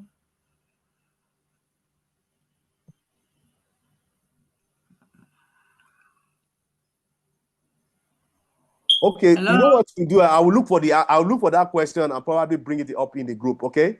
All right, sir. All right. Okay. But please keep practicing questions. You practice as many as 2,000, 3,000 questions and make sure that it's reinforcing your PMI mindset as it were. All right, Esther, come in, please. Good evening. Thank you, sir. I was just asking, just for clarity, I know you've already explained how to go about the flag questions, but I was just asking, let's assume you've already identified answers for those for the questions you flagged, but because you don't have time, you didn't actually go through all of them again and submit the exam. Will PMI consider those answers even though they are flagged, even though the questions are flagged? No, until you submit them before PMI takes it as answers. So please submit. And please, another thing I will also say is when you finish question number 180, right? I want us to be in the habit of submitting before the times run out on you. All right? You submit so that you can be able to get a provisional pass. If it times out on you, I don't know. It's not right, really. Please submit before the time counts out. All right, so that it gives you that opportunity of scoring you or not scoring you, as it were. All right. Okay, and you have to submit for each individual question, right? Not no. At question number 60, you submit before going for break. Okay. At question number 120, you submit another set of 60 questions. At question number 180, you submit again. And once you submit, you can go for your 10 minutes break or finish the exam, and you don't have access to those questions again. Okay, thank you very much. Yeah. So for those people who are asking for the process chat game, I'm going to put that in the WhatsApp group. All right. Who else again has a question? Yeah. Hello, sir. Yeah, go ahead. Hello. Who am I speaking with? Okay. Yeah. Good evening, sir. My name is Femi. Thank you so much for taking your time to do all this. I pray that God will bless and reward you mightily. Now, Amen. for those of us who will be writing online, I just wanted to find out, how do we get to that point where, okay, we'll have to do a coverage, maybe like video or snapshot of our workstation, and then we have to upload it. I don't understand. How do we get to that point? How do we even do the upload? I'm trying to wonder how that connection will be like. Do the coverage with your phone, you upload where is it? Are we transferring it to the system? I need there's a some link. clarity. There's a link that don't worry, just follow the instruction. There's an email that will be sent to you. Just follow all the instructions. Okay. You understand? They will actually want to even sometimes they might want to even video the place. So just follow the instruction. All right. If you follow the instruction, you should be fine as it were. Okay. Okay. Yeah, I know some persons that someone is saying that why don't we just make study hall interface same as the exam? I think they want to also preserve the sanity of, you can never see all those PMP questions anywhere. You can see similar, but you can't see anywhere. I was able to just double on the test sample. That's why I'm giving you all these tips on the interface. But please, don't go into the exam with the mindset that you are used to the study hall interface. Use the study hall to practice, to reinforce the PMI mindset. Dr. Basiratu, are you in the call, in the Zoom call? Yes, sir. All right. I will take a question before I come with you, just to encourage everyone. She just got certified recently. All right. So Esther, come in. You have a question? Okay. I have a question. Esther. My name is Sheila. Esther raised her hand. So okay. Who is speaking, please? Sorry. I've already asked the question. Let me just. Sorry. Thank you. Drop your hand then. Okay. I was thinking they are using me to pound the yam in the kitchen. All right. Okay. So Shola, come in. Okay.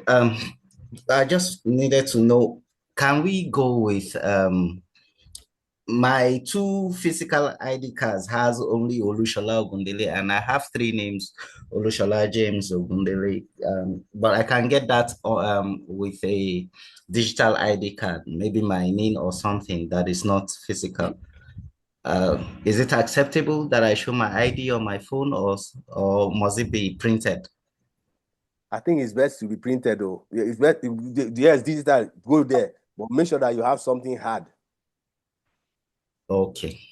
Please. I'm writing tomorrow though. I usually even tell person, if you have 1 billion ID cards, go to the PMP exam with all of them, because some ID cards can expire. We don't know until when we are showing it to the screen and say, this driver license is expired now, and if it's the only driver license that you have, that's how you will be off balance. Okay, so please go with all your ID cards, and that will help you be very flexible. All right. All right. So Thank you, sir. Dr. Basira to come in and just 3 minutes and just encourage everyone in the group. She just wrote a PMP and got a certificate. Are you there? Yeah, I'm here, sir. Go ahead, please. Thank you, doctor. Good evening, fellow. Again, my name is Basira too. I wrote my exams on Thursday, this past Thursday. By the grace of God, God saw me through. I was able to pass. I just want to inspire all of us here that do not feel discouraged. You might be going through the study hall. You may think you have not gone through all what you were aiming to study or to achieve. You cannot complete reading every material that you have. That's one thing I want to encourage you with. And I also want to encourage you that follow every guide that you've been receiving from these calls, especially these recaps. They're very important. They helped me a lot. And I did a study all specifically. I was focusing on the exam, the practice questions, the practice exam. Actually, I started with the 15 questions. You have multiple of 15 questions, like 20 sets of them. And then before I started attempting the 175 questions.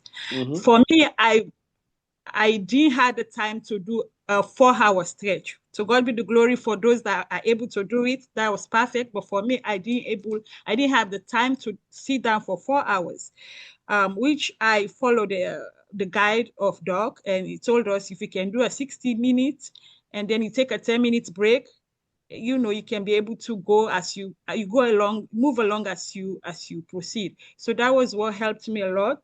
And again, it emphasized on the process. The process is very, very paramount in this exam.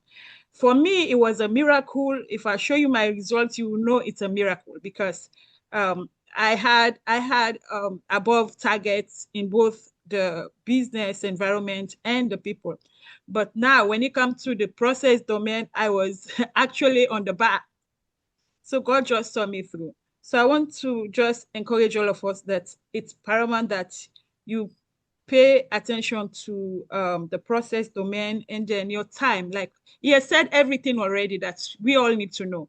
The time is really paramount. I almost get out of time. I ran out of time simply because I think I spent a lot of time when I was on my first half.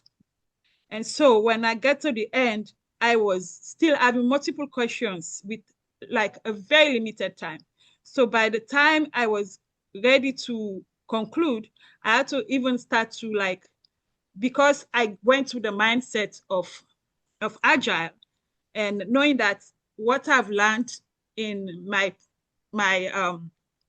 practice shouldn't come along with me on the exam, and I should face this exam with the mindset of knowing that I'm going for Agile and I'm supposed to know the Agile mindset. So I went with that. And so when those questions that are left, with the limited time I had, I was able to just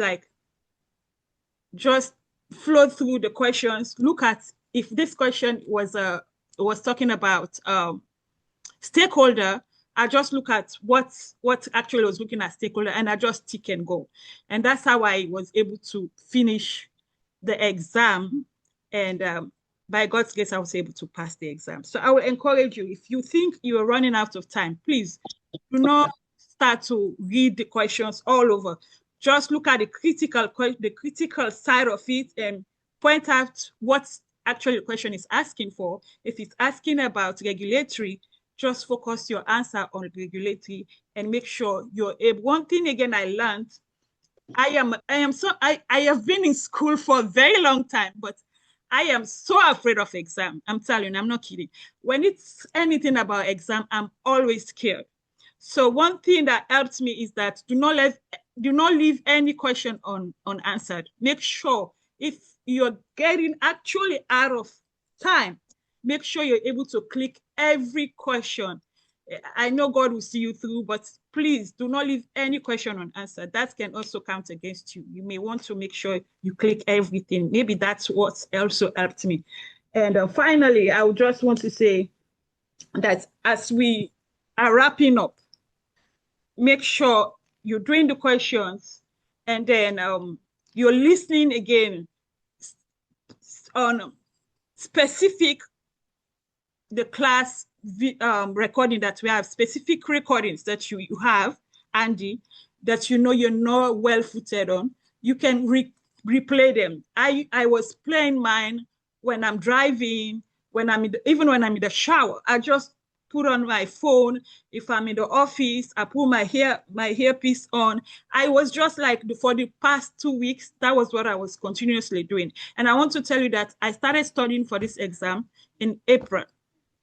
I actually started in April because last year when I actually started, when I wanted to take the exams, I went for the classes, but I didn't study anything. I didn't even look at it. I have to come back for a refresher class, and then April I started studying for this exam. So 2 weeks to my exam, I am done covering the PPT and the video recording. All what I was doing was targeting myself into the questions. I went to the study hall and make sure I actually focused on the questions, how I could answer the questions. And again, like what Doc was saying, just answer the question. You might not do well when you practice it, but whether you get the question correct or not, please go back and look the reason why the question was correct or wrong. So I think that also helped to beef me up, because each time I go through any of those questions, I'll go back and go look at what I did. And that's what I used to study also. So after when I've overviewed them, I'll go back after reviewing them, I'm going back and answer the same questions. I'll give my time and go back and answer them again. And this time I'll see that I'll do well than what I did previously. So all of this actually helped me to be able to put myself together for the exam. On the exam day, I took all of my breaks. I was tempted not to, even when I saw the time was actually running out, I was tempted not to go for the second break, but like Doc's voice was coming into my thoughts, like, let me go for the break. So I went to the bathroom. As a Christian, I was praying. I said, God, this is just you. At this point, I can't do anything anymore. So I actually prayed and went back into the hall. I was speaking in tongues and go back, and God saw me through. So I just want to say, please do your reviews, go back to your questions, go back and answer the questions, listen to YouTube's. There are some areas that I was really weak. I went back and listened to some YouTube videos, and they really helped me. At the evening of the Wednesday, I remember Doc was even asking me if I was ready. I said, I don't know. I was just tired. I was so tired. So I didn't even go to my laptop because I use glasses. So I make sure I turn off my laptop. I wasn't doing anything on my phone. I had some copies that I was reviewing, but I couldn't sleep. When Doc was saying, try to sleep at least, for 6 to 8 hours, I couldn't sleep. So I even had to take something like medication, my PM medication, so that I can sleep. I slept like 4 hours and woke up, and I slept for another less than 2 hours, and I woke up and went to my exam center. And then, they actually called me earlier than I was expected. So just prepare and be sure that by the time you're there, you're actually there to pass. And God being your helper, He will surely see you through. And I know we'll all come back and congratulate you guys by the grace of God. Thank you so much, Doc.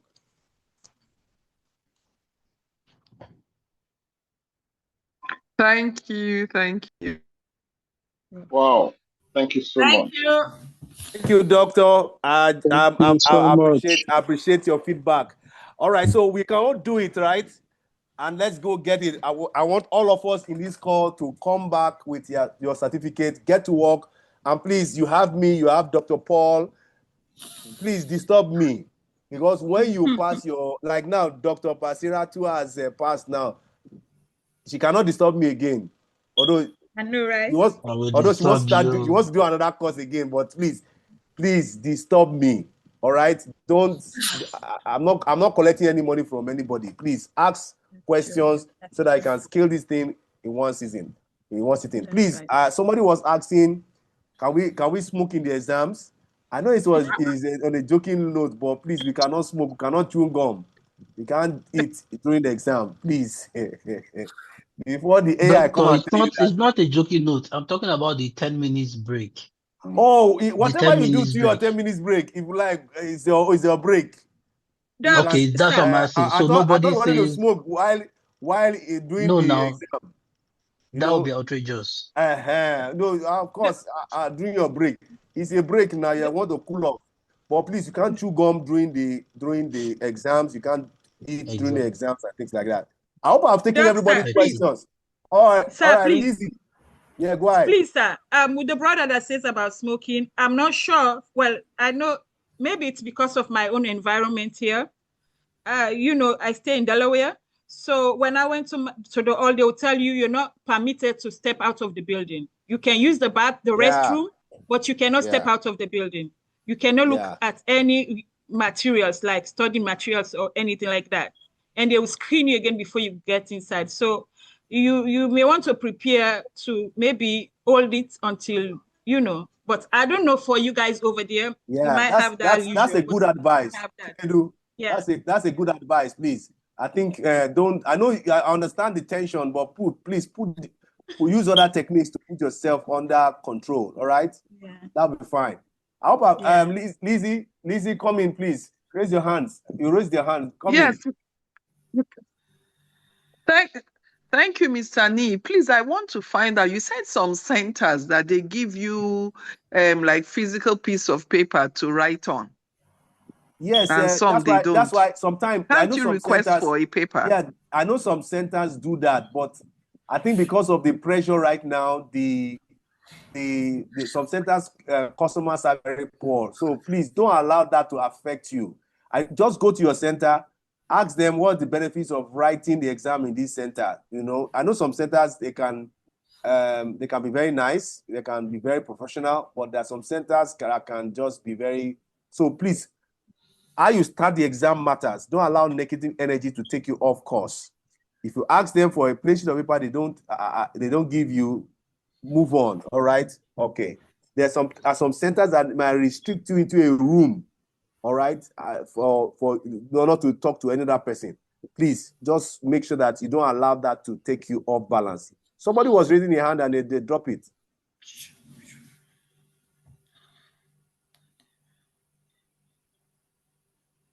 All right. Somebody was raising their hands and they dropped it. All right. So that means that we're all good, right?